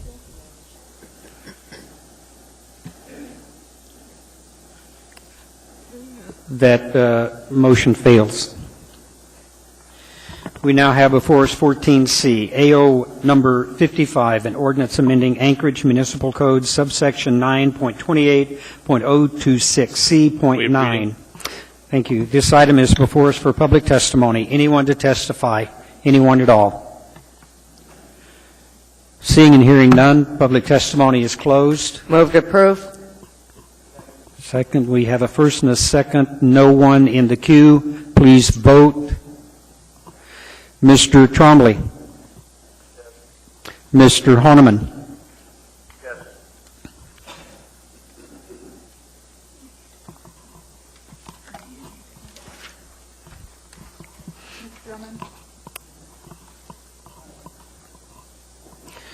That motion carries unanimously.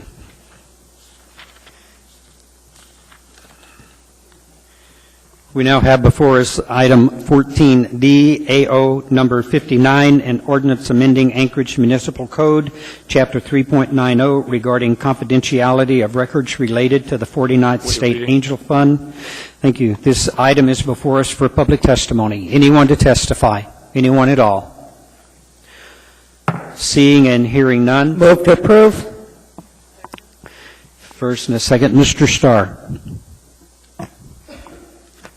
I'm challenged by the number 1 and the H. First off, there's 2 of them, H and H. So my question on confidentiality, how, and Ms. Mahoney, I should ask you the question because you're sort of knowledgeable on what you're trying to do in terms of that. But why would we want to keep the terms and conditions of any award from the public view?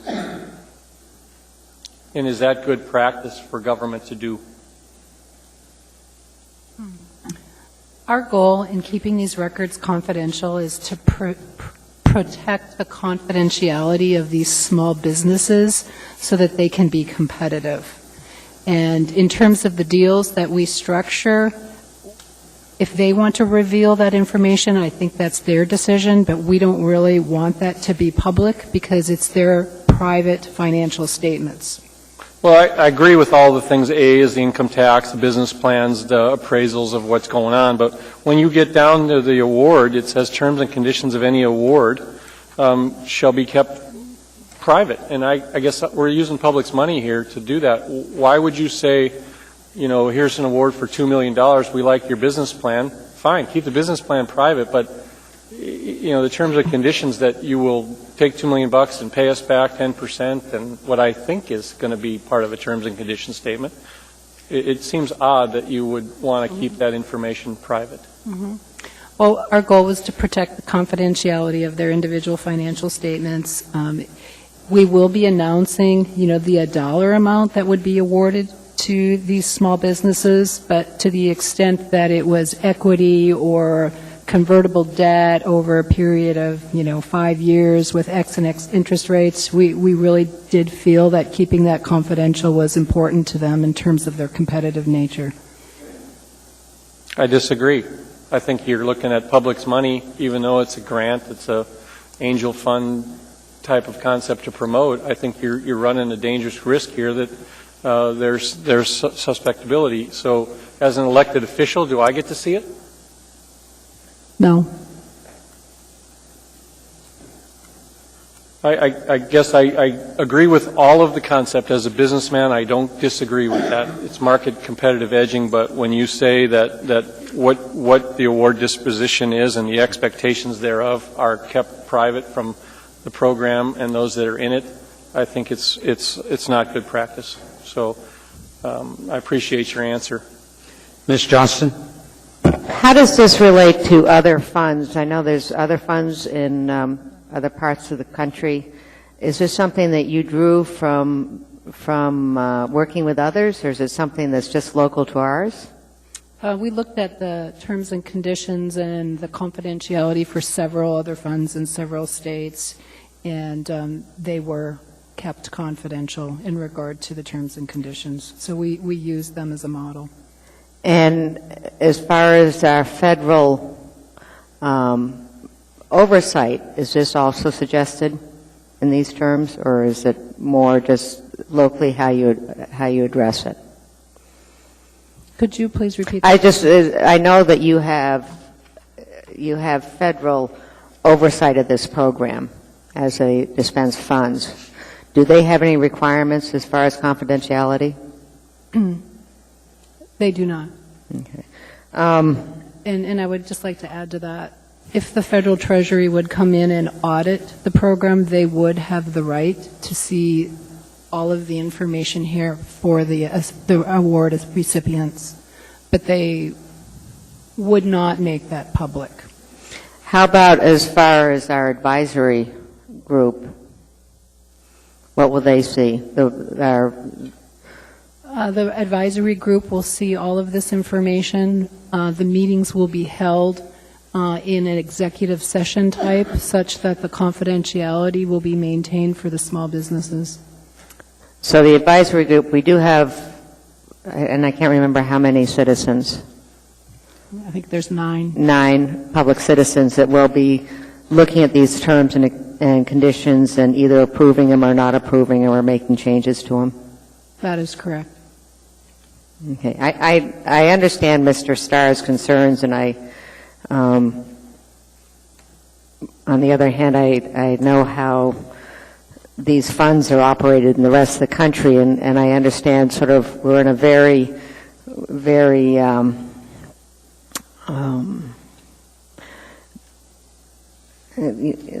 darned if you do and darned if you don't situation. And I will be supporting this. Mr. Starr. I'd like to make an amendment to remove the second H on lines 28, 29, and 30. And again, it's going to be after the fact, first off. I don't want to get in the way of the program management, the program implementation, but I think that you owe it to the accountability and the measuring of those that come across the program, either to measure it quantifiably and say it has worked, it was a success, and unless you release the expectations for us to measure that on, we don't know. It's going to be after the fact. What do we care? Will it leave you suspect to say, hey, wait a minute, you relieve the interest rate to 2% to this business, but you charge this guy 5%?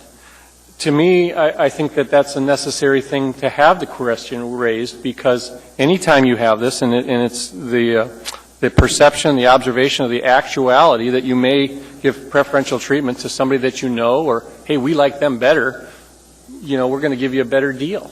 And that's really, I think, where government rolls. If this was private industry with private seed money, capitalists, somebody wanting to roll the big dice, fine. But this is the public's arena, and I think to have a report back to say this is what we did for terms and conditions and the expectation thereof. If nothing else, it's from one administration to another if a program continues for more than 3 or 4 years. That's all. I just don't want to lock down. So I'd urge caution that we keep it a secret, and that's what this is. I've got you in the queue, Mr. Honeman. Mr. Starr, was there a motion in there? I thought I made it to delete lines 28, 29, and 30 on page 2. And we have a second? Mr. Honeman. Okay. Anyone to speak on this motion? I think I'm in the queue.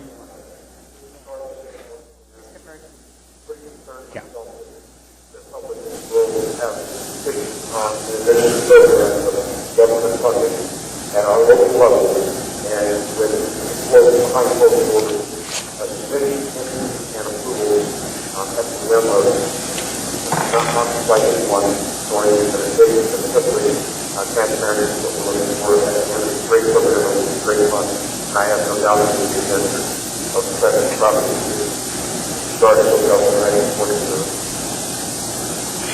Mr. Birch, you're in the queue to speak on the motion.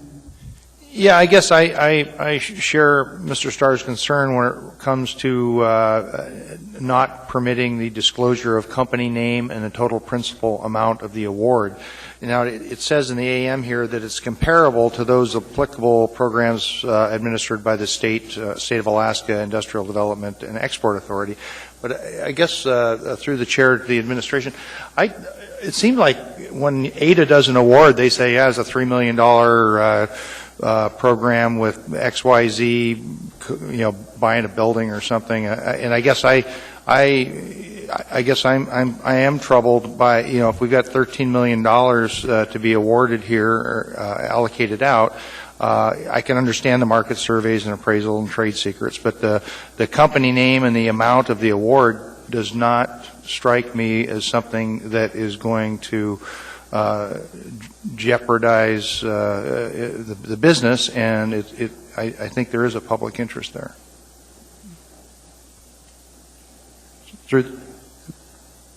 Mr. Wheeler. Or maybe I missed Mr. Flynn's. If I read H, and I'm trying to understand it. Terms and conditions of any award except boilerplate, company name and total principal amount of the award. So is the company name and the principal amount of the award, that will be public? That will be public. That is public. Oh, Yes, okay. that will be public. Okay. I apologize. I misinterpreted that. What we don't want to have public is how much debt, for example, versus equity a small business may have on their balance sheet that might prevent them from being competitive in the future in regard to their business model. Okay. Got it. Thank you. Ms. Mahoney. Mr. Wheeler has some comments. Okay. Mr. Wheeler. Mr. Chairman, Assembly members, one alternative to Mr. Starr's amendment, taking into consideration his objective is to be able to understand what these loans are all about, is to look at what ADA does. ADA has a provision, and again, we modeled this largely off what ADA does. What ADA included in theirs was that a legislator could review the information if there was a valid legislative purpose and that legislator agreed to maintain the confidentiality. In that sense, if that sort of provision was in there, then the Assembly members could assure themselves that the terms and conditions are fair, equitable, and so forth. If that as an alternative might suffice, we could certainly add that in.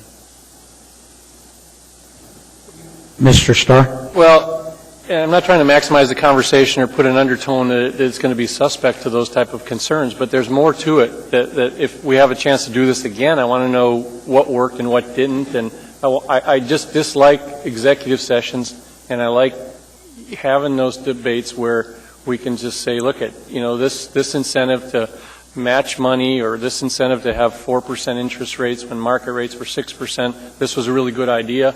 Let industry partake. That's the kind of conversation I think you can have.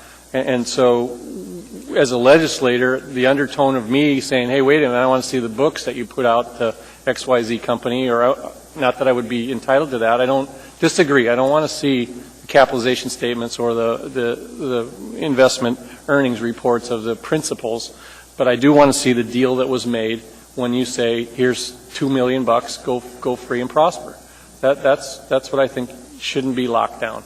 It's up to you how you disperse the money. We've already said that we're taking the angel funding, but when you say you can't see it or the general population doesn't get to see it because it's locked down, it has an undertone of bad government. I'm still not convinced, even with the legislative intent that I can look at it, because as a legislator, then it infers that I'm questioning your integrity when I do it, and I don't want to have to say, hey, show me the deal you made with him. That's not why I would want to do it. I would want to see it across the board and have that opportunity to compare and discuss in public. That's how we do this business. Thank you. Ms. Drummond. Thank you, Mr. Chair. I'm just trying to make sure that we're reading the English of the second H correctly. Disclosure will not be required for anything except boilerplate, company name, and total principal amount of the award. That's as presented to us. And if Mr. Starr's motion to delete passes, then in addition to the company name, total principal amount, and boilerplate, then terms and conditions of any award will also be revealable. Is that my understanding? And what is in the terms and conditions, Ms. Mahoney, that you're concerned about revealing? What could potentially be in there that is not already stated in items A through H? The terms and conditions will document the agreement that we have with the company that receives the award, such as what percent of the award is equity versus what percent would be subordinated debt versus convertible debt. If it's convertible debt, how many years do they have to pay it back? What's the buyout provision that we would negotiate with them in regard to the exit strategy? What would the interest rate be? What would be the municipality's percent ownership structure in the organization? I mean, it's their whole financial arrangement with the municipality. And I really do understand what Mr. Starr is saying. I am just trying to protect the confidentiality of a small business and not put them at a disadvantage in regard to any competitive RFP or whatever they may get into in the future. I understand. Thank you. I was going to move to bifurcate this motion, but I don't think it's necessary. I agree with the intent of protecting private company business. And since if this item H, second H, is not deleted, boilerplate, company name, and total principal amount of the award is what will be made public. I think I'm comfortable with that as it is, so I will not be supporting the deletion of this item. Thank you. Ms. Johnston. One of the things that Mr. Starr is asking for is sort of an accountability in what's working and what's not working. Do you feel, because I know you just had a meeting with a number of folks that are interested in applying today, would you feel that with the application process and eventual acceptance process, you would be able to report to us the type of loans and how you were doing it, not necessarily who, when, where, and what? Mm-hmm. First of all, we do plan to develop a performance report card and deliver that to the Assembly. I mean, we do want to be able to report on the success of the program. We'll be reporting on jobs, what we distributed, and I would be really comfortable reporting in terms of how much is equity and how much is debt in total, but I am uncomfortable reporting that on a company-by-company basis. And I would like to sort of say to the membership, and I do take Mr. Starr's concern seriously, because we are doing kind of what government does well and does poorly all the time, which is taking what can be kind of a private tool and as a public entity.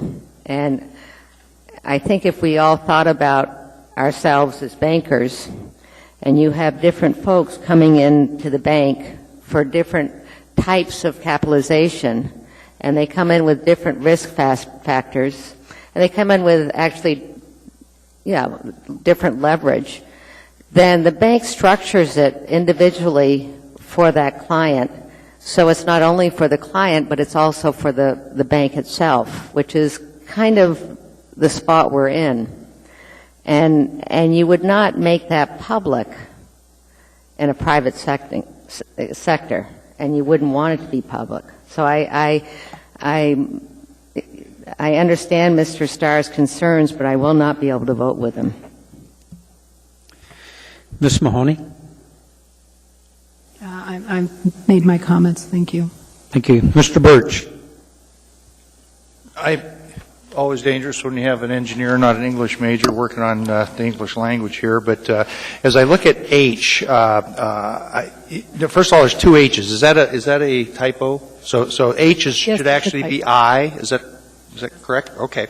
So if we have an I there, I understand from Mr. Wheeler that its terms and conditions of any award is to be basically not disclosed. And then it says except boilerplate, comma, company name, and total principal amount of the award. So as I understand it, that except is supposed to include, even though there's just commas separating everything, that boilerplate, company name, and total principal amount is in fact to be disclosed. Is that right? Even though it's just commas separating everything. Okay. So I'm actually okay with that one modification. The other change that I think we can accommodate is the recommendation Mr. Wheeler made relative to the ADA language, and just add a J underneath the I. We'll change the H to an I. If you want to do that, Mr. Birch, we need to deal with the motion that we've got. Okay. Okay. Okay. Then in that case, I would amend. I think. We'll finish this. Okay. I would speak against the motion with my understanding of the way the language reads in the terms here. Thanks. Mr. Flynn. Thank you, Mr. Chairman. I find myself in concurrence with Mr. Starr, but perhaps for a slightly different reason, which is if we do in fact adopt the clause that Mr. Birch alluded to, then I personally have a challenge with that, in that Mr. Starr and I are both businessmen. We operate in competitive environments. It's very hard to unsee what you see if it's confidential to the rest of the world, and not accidentally, certainly not maliciously, but accidentally carry that knowledge back to our workplaces. And I would rather, yes, in a perfect world, a private company would go to a private financial institution and get private funding, and this would never become public. But guess what? They're coming to a public institution and asking for public money. So I think the terms should be public. Thank you, Mr. Chairman. Ms. Gray Jackson. Thank you, Mr. Chairman. I agree with Mr. Starr to a certain extent. But, and I also understand Ms. Mahoney's position, and I'm real clear on what our attorney had to say in terms of ADA. But at the very least, everything we do and deal with in terms of money here in this arena, we know what the principal amount is and we know what the interest rate is. And at the very least, I'd like to see interest rate included with the total principal amount, and I could live with that and nothing else. Thank you, Mr. Chairman. Okay, thank you, Ms. Gray Jackson. I have no one else in the queue, and I have Mr. Starr's motion on the floor to delete item or line on page 2, 28, and 29 and 30. Is that correct, Mr. Starr? Okay. No other discussion. Please vote on the motion. Mr. Trombley? Yes. Mr. Honeman? Yes.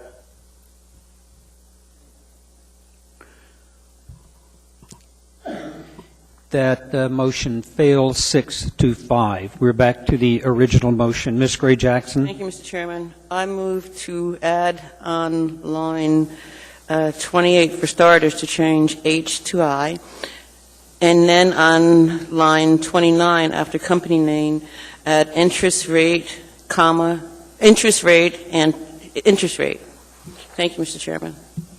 I need a second. Okay, Mr. Honeman seconded.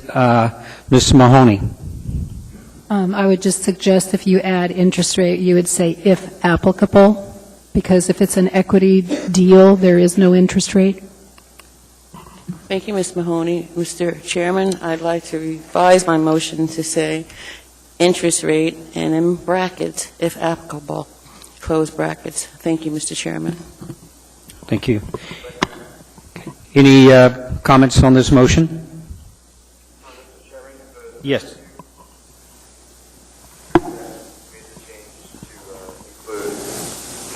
If applicable. Was there also another change? No. Okay, all right. Okay. Actually, wasn't there a quick justice on line 2? Wasn't there, to clarify, the 2 H's making 1 I? Through the chairman, Mr. Holman, you are paying attention. Thank you, Mr. Chairman. Okay. No one else in the queue, please vote. Mr. Trombley? Mr. Trombley? Yes. Mr. Horniman? Yes. That motion carries unanimously. We are now back to the original motion. Mr. Chairman? Mr. Birch? Let's see. There we go. I'd like to move an additional paragraph J, which would be inserted. I think it's at line. Actually, it's add a paragraph 4 at line 43 on page 2. And the language which would attract the ADA language is, nothing in this section shall prevent an assembly member from reviewing information otherwise confidential under this section if the assembly member has a valid legislative purpose for reviewing the information and if the assembly member agrees to maintain the confidentiality of this information. Okay, we have a second. Mr. Flynn? Thank you, Mr. Chairman. I did second that for discussion. I guess I have a question. What constitutes a legislative purpose in this? Yeah, I mean, what, and how would we know? They're looking to you, Mr. Wheeler. Through the chair, I think Mr. Starr articulated one, and that is the Assembly's desire to be comfortable that the terms and conditions are not so-called sweetheart deals or cronyism or any of the other things that you would be concerned about, and that would clearly be a legislative purpose. There may be some other examples, but that would be the first and foremost, to make sure the program is being run appropriately, sort of a, if you will, your own audit function. Thank you, Mr. Chairman. Nothing further. Mr. Starr? Well, it seems odd because that does give us some accountability, but it puts back to the arena of us being the watchdog and puts us in an awkward light for that petitioning body that doesn't get the award. And he's going to call me and he's going to say, wait a minute, I had a great dog and pony show. They just didn't like me because I was, speaking this or that. Yeah, and so I don't want to be in that position, quite frankly, to where the legislative angle is played because somebody's disgruntled with the decisions that were made through this. If you want to lock it down, then you guys defend the decisions at the administrative level. It's technically your program. We empowered you to do it. I'm just looking for the other branch of government, us, to have some accountability to it. This isn't the way to do it by the selective review of it because somebody called me up and says they didn't get the grant award, but they heard in the streets that Joe got a interest-free deal because he's the brother-in-law of some obscure guy who had an idea. That's where this is going, unfortunately, and I'm optimistic, but government doesn't do this well. So I'm not going to support it, and I just don't think the Assembly needs to be in the game at any level. Thanks. I have no one else in the queue. Mr. Birch, two things. Would you please read your motion one more time and then be sure and give it to the clerk in writing? Absolutely. This would be paragraph 4 at line 43 on page 2. And the language is, nothing in this section shall prevent an assembly member from reviewing information otherwise confidential under this section if the assembly member has a valid legislative purpose for reviewing the information and if the assembly member agrees to maintain the confidentiality of the information. I'll provide a copy to the clerk. Thank you. Please vote. Mr. Trombley? Yes. Mr. Honeman? Yes.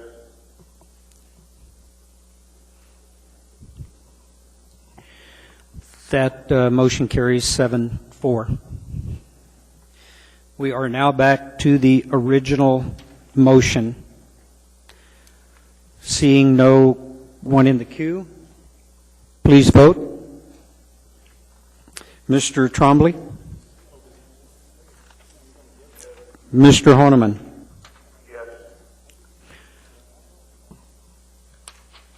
That motion carries 10-1. We have now before us item 14E, AO number 48, an ordinance of the Anchorage Municipal Assembly amending Anchorage Municipal Code, Chapter 3.30, and allowing extension. Waive reading. Thank you. This topic is before us for public testimony. Anyone to testify? Anyone at all? Seeing, hearing none, item is before the body. Move to approve. Ms. Johnston? I'd like to ask the administration what, actually, just give me your thoughts on this.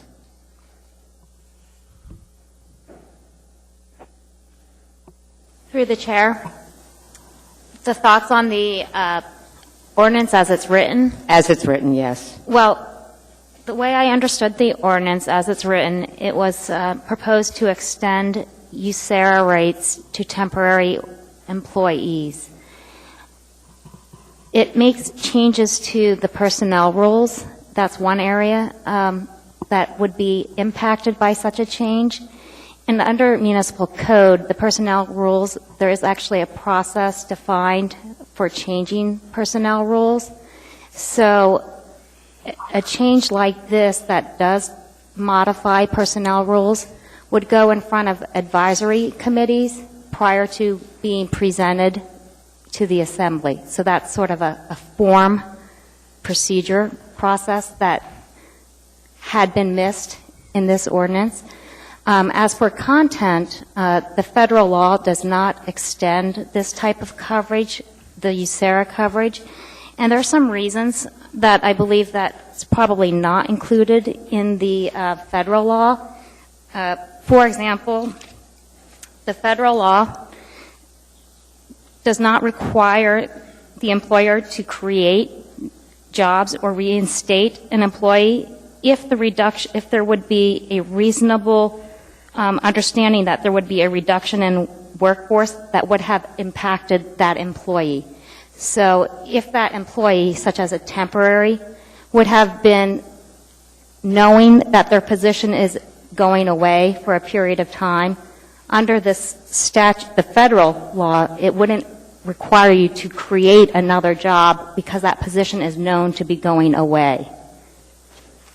So to clarify that, if we had a temporary employee who is part of the Parks and Rec and is mowing parks, and they get called to service during the summer, but that temporary employee job, which is mowing, goes away in the fall, would this be a case? Yes, that would be correct. Anything else you'd like to add? No. Thank you. Ms. Gray-Jackson? Thank you, Mr. Chairman. When this ordinance was introduced, it was scheduled for an early public hearing, and that earlier public hearing was postponed because the administration wanted to weigh in. And you just stated that changes to the personnel rules, which is absolutely true, need to go through the advisory committee. So it's been out there for a while. Why didn't that happen? Save us a little bit of time. Thank you, Mr. Chairman. Mr. Trainee? I'm expecting an answer, Mr. Chairman. Oh. Thank you. That's a policy decision to be made by the mayor. Thank you, Mr. Michaelis. Mr. Trainee? Thank you, Mr. Chairman. This deals ultimately with people. They're called by our U.S. government to be deployed for the war. This war has been going on way too long, and it's affecting a lot of people's lives. I have no problem with keeping a temporary job open for somebody that's got their life on the line in the war effort. And I don't care whether the feds have extended it or not. I don't care if we have to send it to an advisory committee to come back to us. We can make the decision tonight to support the troops that are over there, not because they want to be, but because they have orders. Thank you, Mr. Chairman. Mr. Starr. Well, believe me, Mr. Trainee, many residents near me that serve in our military, and I ultimately respect what they do when it comes to that. But we have a city to run as well, and that's leading itself to efficiencies in the personnel choices that we have. I have no problem with a full-time employee that has made the commitment to train himself, to provide his education, to do that needs the protection of a job just so that he can feel comfortable when he is serving. But we've just now extended it into significant aspects that will, I think, restrict and cause chaos when you see a large deployment, perhaps affecting many positions at the municipality, if in fact we have that sense. And we got a memo from Mr. Wheeler that says one of our priorities is to hire some of those military folks and veterans themselves. But as a businessman, my experience in part-time, it's an entry-level job. It's a platform for them to prove up, to come into full-time work.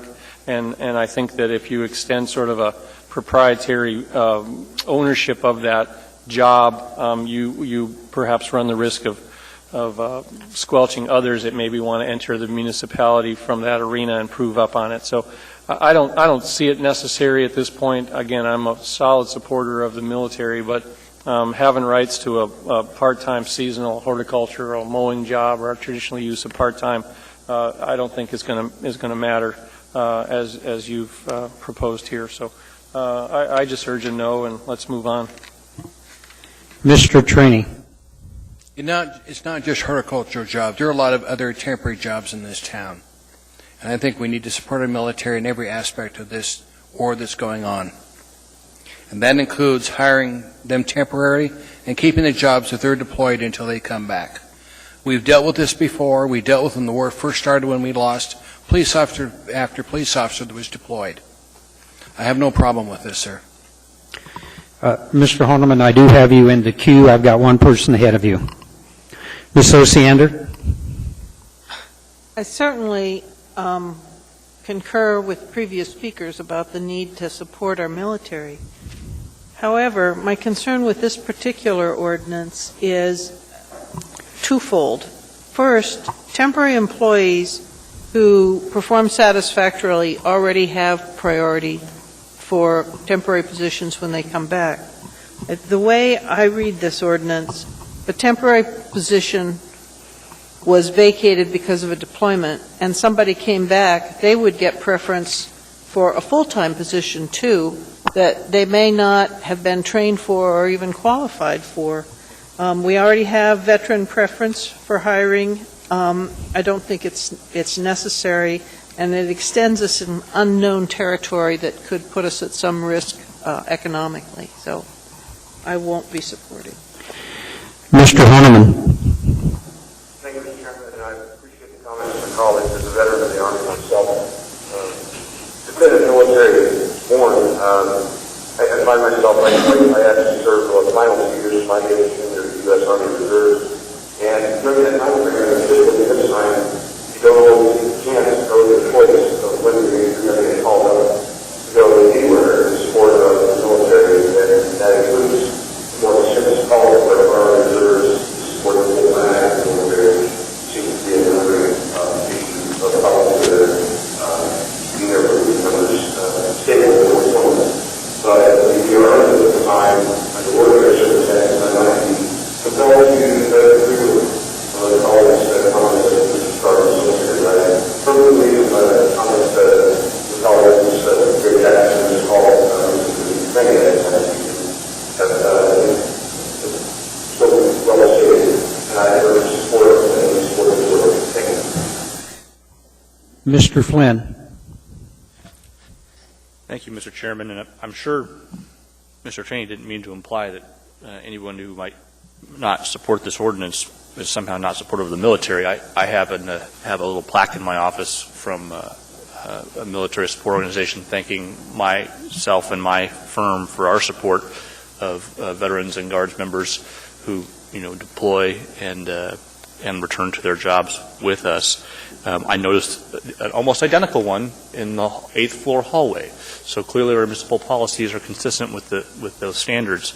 My concern with this, other than those already stated, is if we have to hold these temporary jobs open for these service members who are deployed, then the folks that they're replacing in the field, in the combat theater, who are coming back, may not be able to be hired because we're having to hold that job open for the guy who's over there.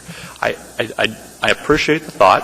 I think the sentiment behind it is valid and appropriate. I'm just not sure this is the right way to achieve it. Thank you, Mr. Chairman. Mr. Birch. Yeah, I won't be supporting this for a number of the reasons stated. I think it does kind of entangle us with again, when it refers to temporary, part-time, probationary, seasonal employment, and actually it could be a detriment to bringing people that are returning from service onto the city, and I'll be a no vote on this. Thank you. Seeing no one else in the queue, please vote. Mr. Trombley? Mr. Honeman? Yes.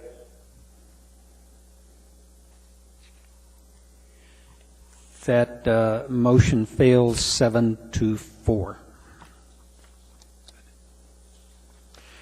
We now have before us item 14F, AO number 58, an ordinance of the Anchorage Municipal Assembly amending Anchorage Municipal Code 9.40.050 to be consistent with current state laws.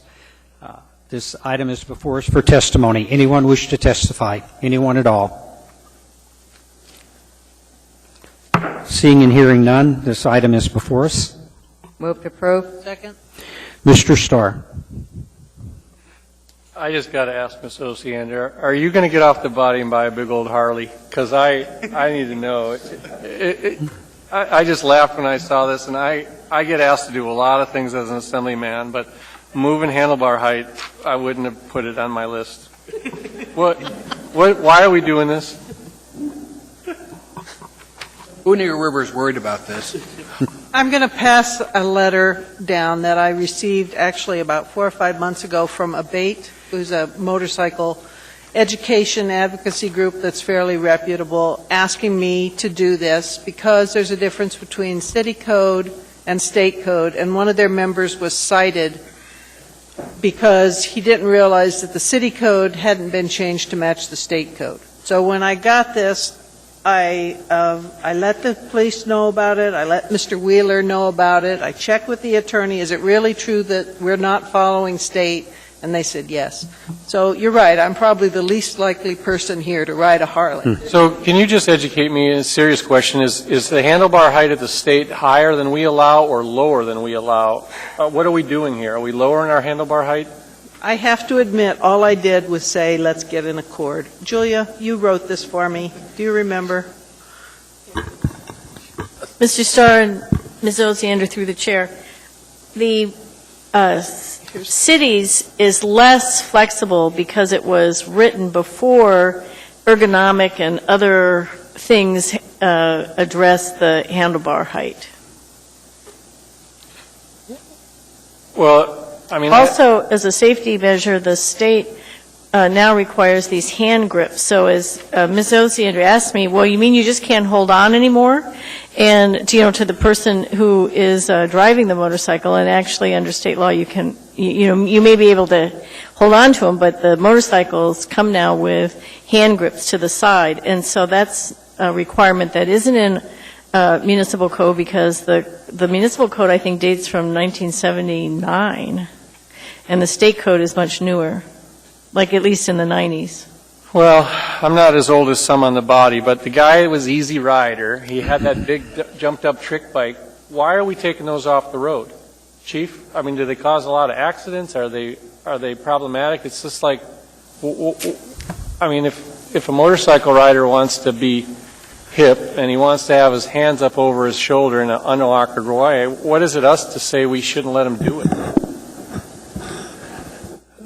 Through the chair, Mr. Starr, the Anchorage Police Department doesn't care either way. Okay, I just wanted to know. It's like, why should I care? I mean, it'd be levity on it, but what Ms. Osiander is saying is you can't ride like this now, you have to ride like this. When we got Ms. Osiander's email, we passed it around the traffic division and patrol, and we debated it. And quite frankly, none of us at the APD know the history behind this, and it's not on our radar screen as an issue either way. Chief, I just thought you might have had some input where they're, spreading themselves all over the street inadvertently. So I think all this is inconsistency between the two. and I'm not trying to So we either wait on the state to come to us, or we go to the state, one of the two. blame it on Ms. Osiander. Julia, you were waving your arms. The way I read B says that no person may operate a motorcycle with handlebars higher than the shoulder height of the operator when seated on the motorcycle. So when I just said he can't ride like this, he has to ride like this, meaning hands below the shoulders. I have an answer for you, Mr. Why did you wave me off? Go ahead. If you would look and see how B used to read, and reads now, it reads now, no person may operate any motorcycle with handlebars more than 15 inches in height above that portion of the seat occupied by the operator. That's current code, Mr. Starr. And so what happens is that the state, as I said, is more flexible. If the bike was actually designed so that you were supposed to, if it's manufactured that way, then under state code, you don't get a ticket for doing that. But under our code, you do, because it's an absolute rule that says that if it's over 15 inches up, you don't get to do it. And so I was waving you off because I didn't recognize that your concern was actually being addressed by the code change instead of being taken out by the code change. No, it's not. I see a lot of guys on the Glen Highway with handlebars over their shoulders. So if you're going to take that away from that guy, then... But it's not, Mr. Starr, you're not, I would ask you to read the full sentence. So it says... Why don't you read it to me then? Okay. Explain to me the highlighted part. Okay, so no person, so this would be the new way, if this is passed. No person may operate any motorcycle with handlebars higher than the shoulder height of the operator when seated on the motorcycle unless, this is the important part, Mr. Starr, unless otherwise intended and designed by the manufacturer, as opposed to more than 15 inches absolute.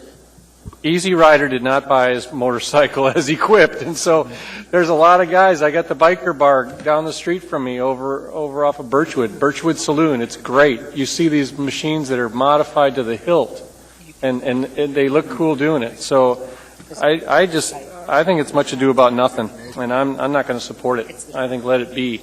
And as the chief of police said, let's see how it happens. So, Ms. Osiander, I appreciate it. I asked the question. You told me why you did it. I'm glad, but I'm not going to support it. I think we're opening up a nest. Ms. Drummond. Since the Harley-Davidson Club is in my district, are they going to be coming to my house and complaining about this if I vote yes? Did anybody post this on the Harley-Davidson Club's front door? And in fact, I just happened to be at the Harley-Davidson dealership on Spenard Road over the weekend because my son was in town with a friend who bought a used Harley. And I took a picture of it. I was even looking at it. It doesn't have hand grips because it's a used motorcycle, so it must be an older than the hand grips. I don't have a problem with this, especially since it says, unless otherwise intended and designed by the manufacturer. So if somebody wants to buy a motorcycle with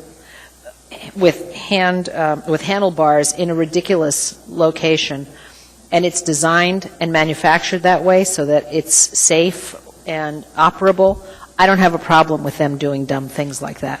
However, we do need to coordinate with the state, and I do agree that this change needs to be made. Thank you. And where's that letter from Abate? I'd sure like to see it before we vote on this. Mr. Trini. Debbie, are you going to be there with the measuring stick, Bear Pro Festival, checking everybody's handlebars for right height? When I got the letter, I called the gentleman. He does the legislative affairs for Abate. I have heard of Abate. They do education programs. They're a good organization. He told me that one of their members was cited by city code and they wanted to follow the state law instead.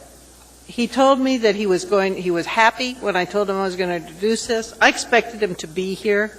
He said he would inform the Abate Club. So I assume if he informs the Abate Club, he's informing Harley-Davidson. I really didn't think this was a major significant deal. I just wanted to give a little more flexibility in city law, so we're following state, that's all. My only other problem, Debbie, is on line 17. It says designed by the manufacturer. It just reminds me of our old IM program, where if you modified your engine, they flunked you. I was worried about when they say it has to be that way from the manufacturer. There's a lot of aftermarket people that do some great work with their bikes and their cars. So I'm not going to support this one, Debbie. Okay. Sorry. My understanding is that was current language, and I just tried to reflect state. Thank you. Ms. Osiander, you are in the queue. That was my statement. That was your statement. Mr. Wheeler.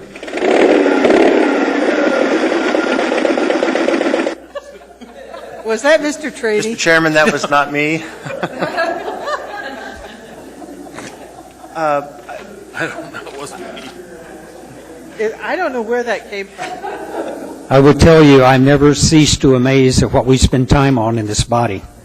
Mr. Chairman, we may be having a conversation that doesn't need to happen. And the reason for that is that state statute requires that not only are the state statutes and regulations applicable within all municipalities of the state, but also it's true that a municipality may not have an ordinance that is inconsistent with the state statute or regulations. So what this does is bring us in compliance with state statute. And we can talk all day about whether we want handlebars higher or lower, but the fact of the matter is we need to comply with the state law. Call the question. Thank you, Mr. Wheeler. Please vote. Mr. Trombley. Mr. Horniman.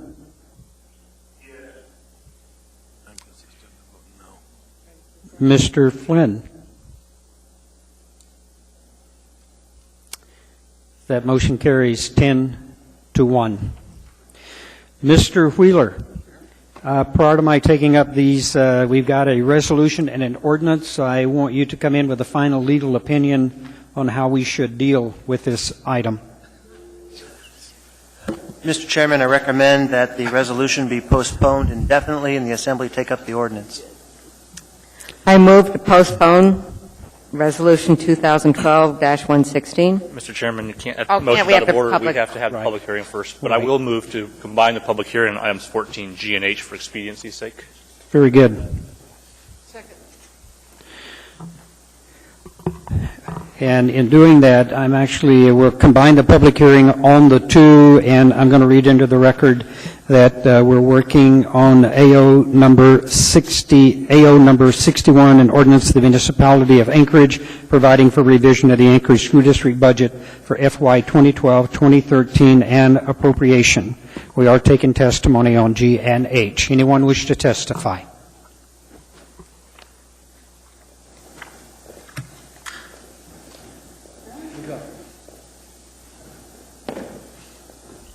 Good evening. Good evening. I think we don't have enough fun at the school district in our hearings, so. Have absolutely no comment on that. For the record, my name is Gretchen Guess. I'm the chair of the Budget and Audit Committee for the Anchorage School Board. In front of you is the ordinance. I'm going to go off the ordinance. My thanks. I wasn't here the last meeting of the change of the ordinance and the change from financial plan to budget. I appreciate those changes. We went over this in the work session, so I'll be available to answer any questions. Just for a brief overview, the adjustments in this document are due to the change in state and federal funds. We got an increase in some ongoing funds from the state, more one-time funds, and then a significant $24 million worth of direct capital grant funds. We've also received a decrease in ongoing impact aid, which is adjusted in this document.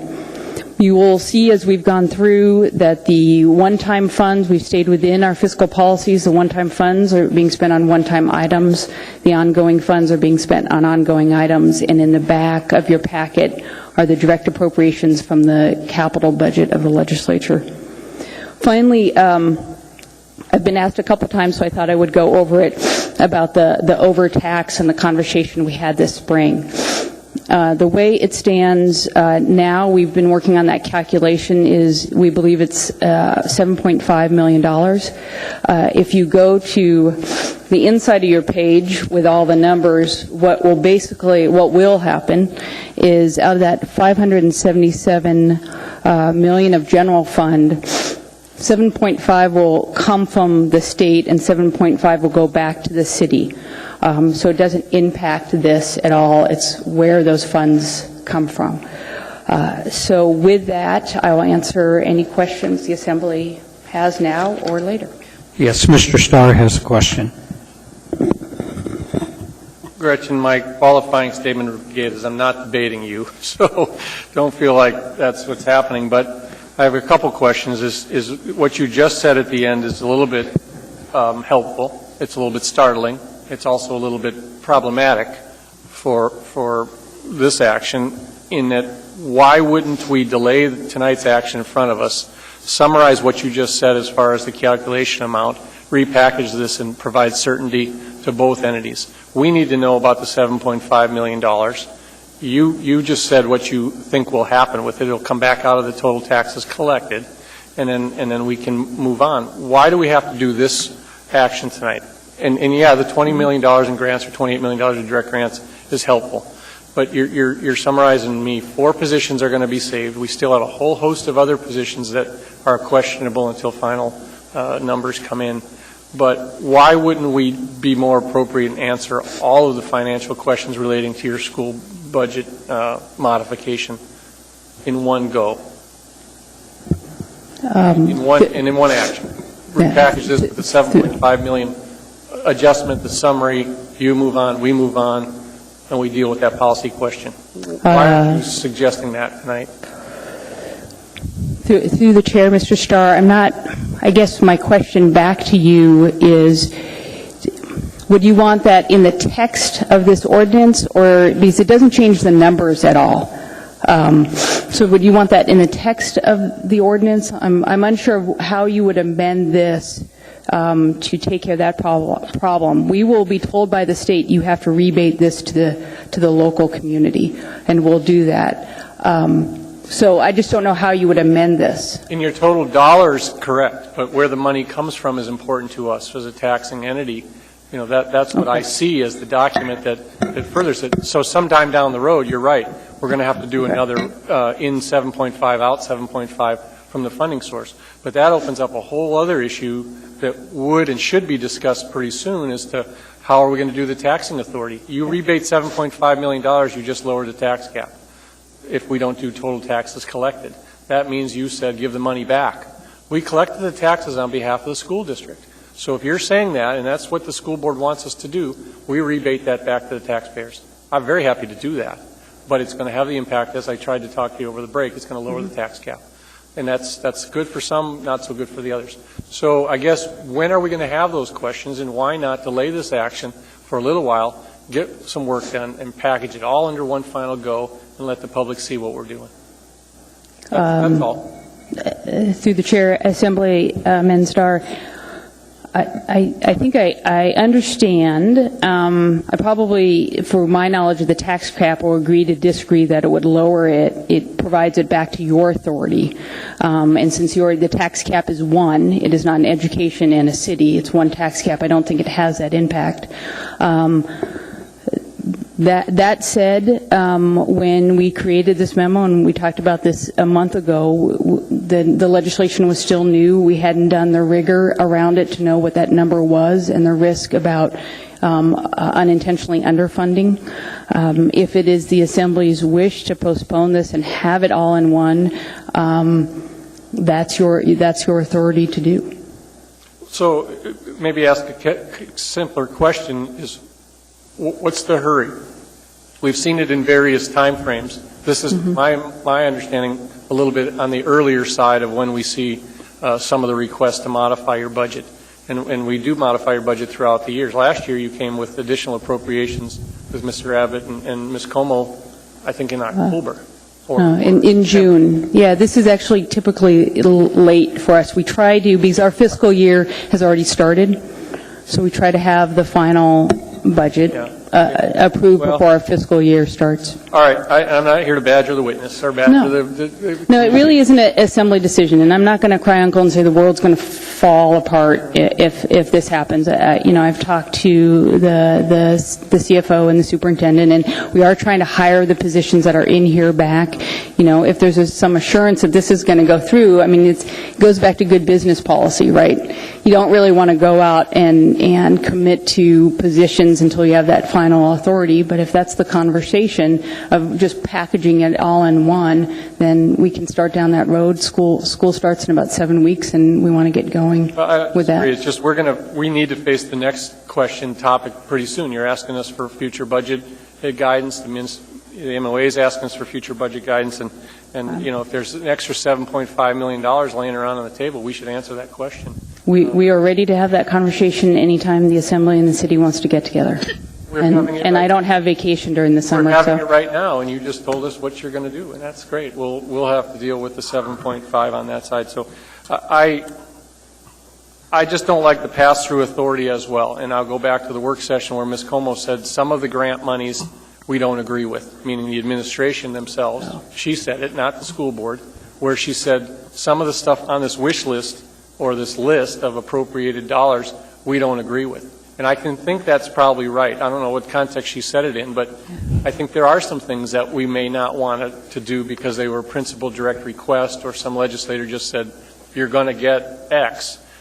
X may be doubling your maintenance budget next year because you just added, a new lighting system or a pool filter or something you didn't want. But I also know that you guys are an elected body as well. I'm trying to respect that as much as I can. But you're asking to grow your budget, in theory, by a fair amount of money. Mm-hmm. So my next question, which the CFO, our side, answered a little bit, is does this become the continuation budget that you guys start with next year? That's how we do it on our side. When we see a budget that says it's $768 million, that's where we start. And I'm very cautious about that because the way you've packaged this, there's got a lot of grant money in there that's never going to come back. Yeah, we keep those separate in our budget process. So if they're one-time expenditures here, they don't necessarily automatically roll over as expenditures next year. We're projecting right now, assuming flat funding, of $20 million in deficits next year. So, yeah, we don't approach our budget that way. We look at each component in each funding source, what's going to happen on the grant side, because that's a lot of our federal money. We don't assume any capital grants, so that $24.8 million doesn't roll over. So we estimate what we would get from the foundation formula.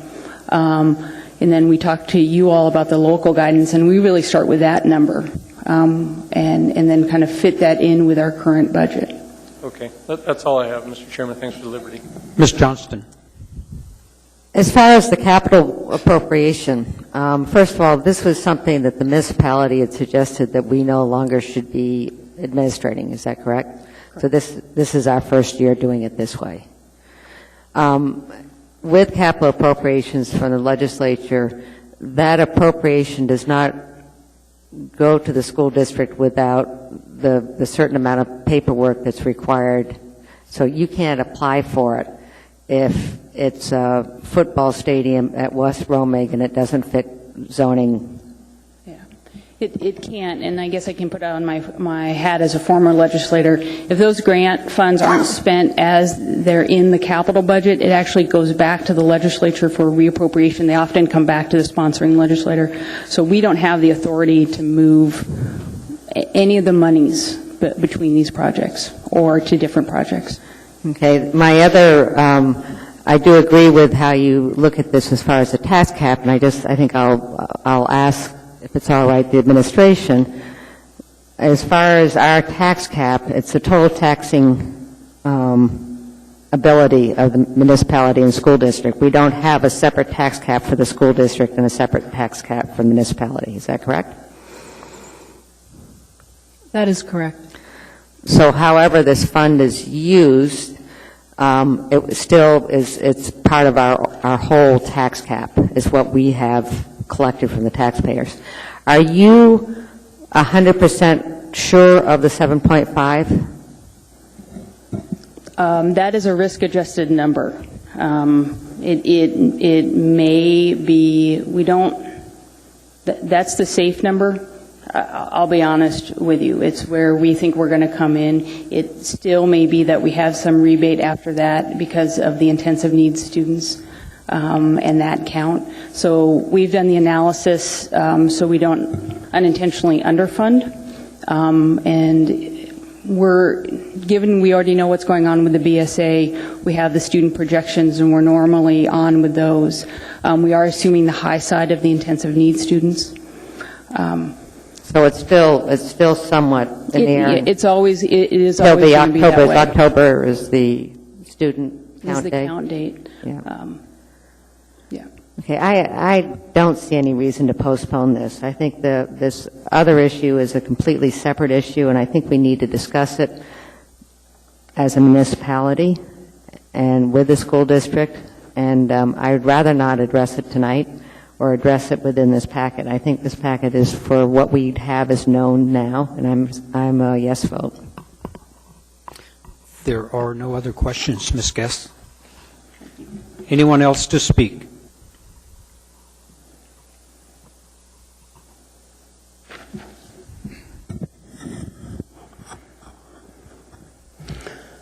Richard Braun. Patrick knows how to spell it. Hey, on this particular issue, I'd like to kind of give a little attaboy to the school district. This is one of the better proposals I've seen come through here in terms of explanation and clarity, which kind of matches up to their missions or core value of district will be open, transparent, and accountable, which is something I, as a taxpayer, as part of the public, appreciate greatly. So this kind of detail and explanation is good. Excuse me. I wanted to make a caution on, in terms of using this one-time money and folding it into the budget, and then future budget cycles. In the past, we've always heard of, oh dear, we've got a budget cut because we don't have this one-time money, and then there's a lot of, pulling of hair, gnashing of teeth about needing more money, and when knowing that it was one-time money in the first place. So I just want to reiterate the caution on counting on one-time money. In concerns with the tax cap that Mr. Starr brought up, I'd like to have, as a member of the public, the same cruel disregard be allowed for the tax cap on lowering it as when you increase it, okay? Because as far as the taxpayer goes, it seems like that's how it goes. We're supposed to just tough up and pay up. Well, if we can get a rebate, maybe we should lower it and we'll take the break. There's some estimates in here, some nice round numbers with lots of zeros. In all my past work, in the past life of doing budget estimates and everything, my calculator never came out with 6 zeros in a row usually when I tried to figure out something. So I hope some of these estimates aren't going to create some sort of unofficial slush fund type thing that because we overestimate it or not. A little more precise estimates would be appreciated. And lastly, I want to kind of go off subject a little bit and back to 14F and caution that as a motorcycle rider, I have some knowledge, and I want to beware for those who decide on subjects they don't know what they're talking about, okay? Abate's pretty reliable, and if they're recommending it, it's probably for a good reason. Even handlebars such as Mr. Starr referenced has a manufacturer somewhere, and that manufacturer did have a design intent. So I guess even way up here is a design intent, and some people do like it that way, and they usually know what they're doing. I haven't seen too many of them get wadded up, because they're trying something they don't know what they're doing. So thank you for the leniency on that. Thank you. There are no questions. Anyone else to testify? Anyone at all? Seeing and hearing none, these two items are before us. Move item H, the ordinance. Second. Before us for discussion. Mr. Chairman, Mr. Flynn. yeah, I'm not sure, for clarification, on page 2, line 26, and page 3, line 4, we have approved taxes as of 6/11/12. Do we need to change that to today's date? It's in the right-hand column of each of those lines? I honestly don't know the answer, or does it matter? Because we're not changing the tax assessment anyway. Right. I mean, so I'm just wondering if we need today's date rather than June 11th in there. He's looking for it. Okay. We can continue the general discussion while that gets looked up, Mr. Chairman. That's all I had. I have no one else in the queue, Mr. Through the chair. Mr. Wheeler. Mr. Flynn, I think the reason for that date is you're approving the budget that the school board approved on June 11, according to the AM. So I think those dates are appropriate. That's the date they adopted this, and now you're approving it. Okay, thank you. Okay. Mr. Starr. Well, the last point, I didn't get much time to spend when we introduced this item on the ordinance discussion, but Mr. Wheeler, I appreciated your summary and suggestions based on some legal facts on that. And, you know, it wasn't to try to be manipulative or to try to delay the process. Some of those comments may have been interpreted as a delay tactic till some of the other issues came on. I'll stay diligent, like I do with all the budget factors, to try to foster those discussions, including as many people as I can. But moving it into an ordinance format, I think, is what we probably want to start to do. As Ms. Johnson said, this is the first time we've really done direct grant appropriations. It's a lot of money. The casualness nature of a resolution, I think we should stay away from as a body. It seems to make more sense to force the public hearing, to have a formality to it that we would count on, and then sort of the budget language for introduction, also for the public's behalf. And we say we're speaking to the school budget increase. Let's say we're speaking to the school budget increase and call it an appropriation. So that guidance came from our legal. I think it's appropriate. And the other comment that we talked about at the work session would be to perhaps have our legal or your legal talk, so when a document like this is prepared, maybe we've got all our bases covered and we don't have to hurry up and make sausage. But my last compliment does go to Ms. Tucker for being able to, on the fly last time, put the ordinance together with the language to submit it, and we stayed on track. So that's all. Thank you, guys. Ms. Osiander. I just want to say how much it was interesting to read the legal on this that gave the history of the discussion. It was really helpful, and I think that Mr. Starr's right. With the ordinance, you get more of the public hearing and the disclosure, so I just thank you for that background on the legal. It was good. There is no one else in the queue. Please vote. Mr. Trombley? Mr. Horniman?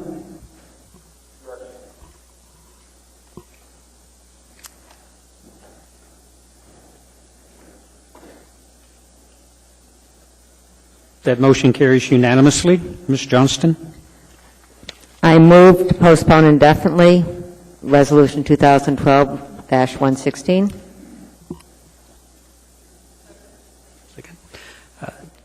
Okay. Do we please vote? Mr. Trombley? Mr. Horniman?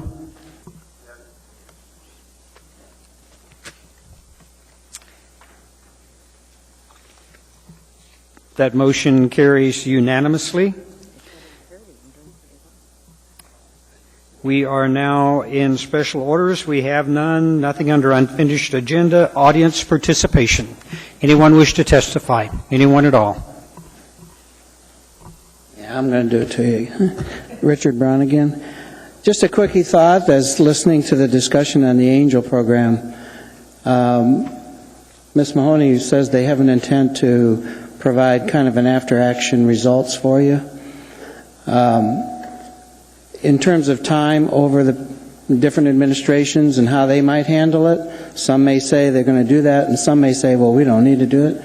Maybe formalize that you will get a ordinance that says, give us an after-action so we can see what worked, what didn't. Thanks.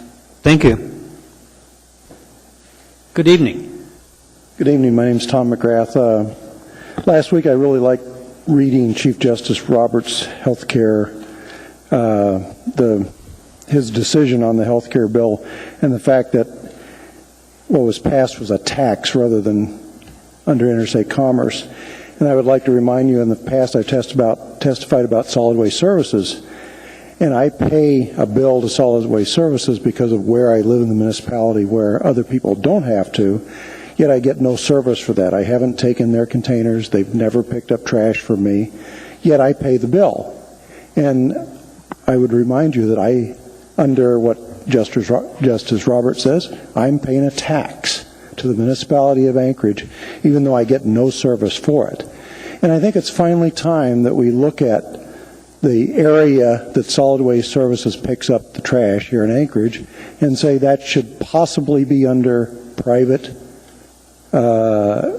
where I could hire a private contractor if I wanted to, or I could dispose of my trash the way I want to, the way I do now.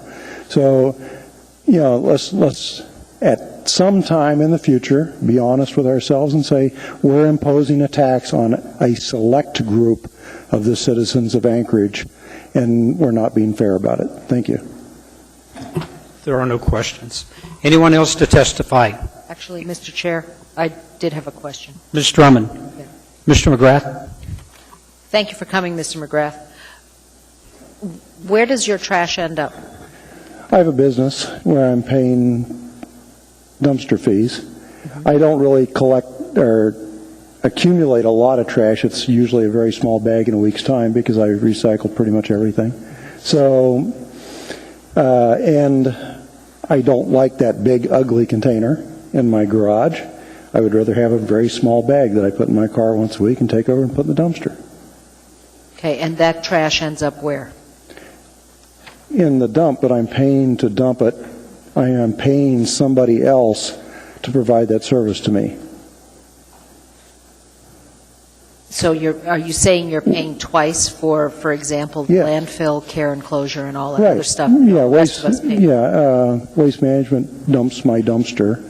They pay, I pay them, they pay the municipality for the product that goes into the dump.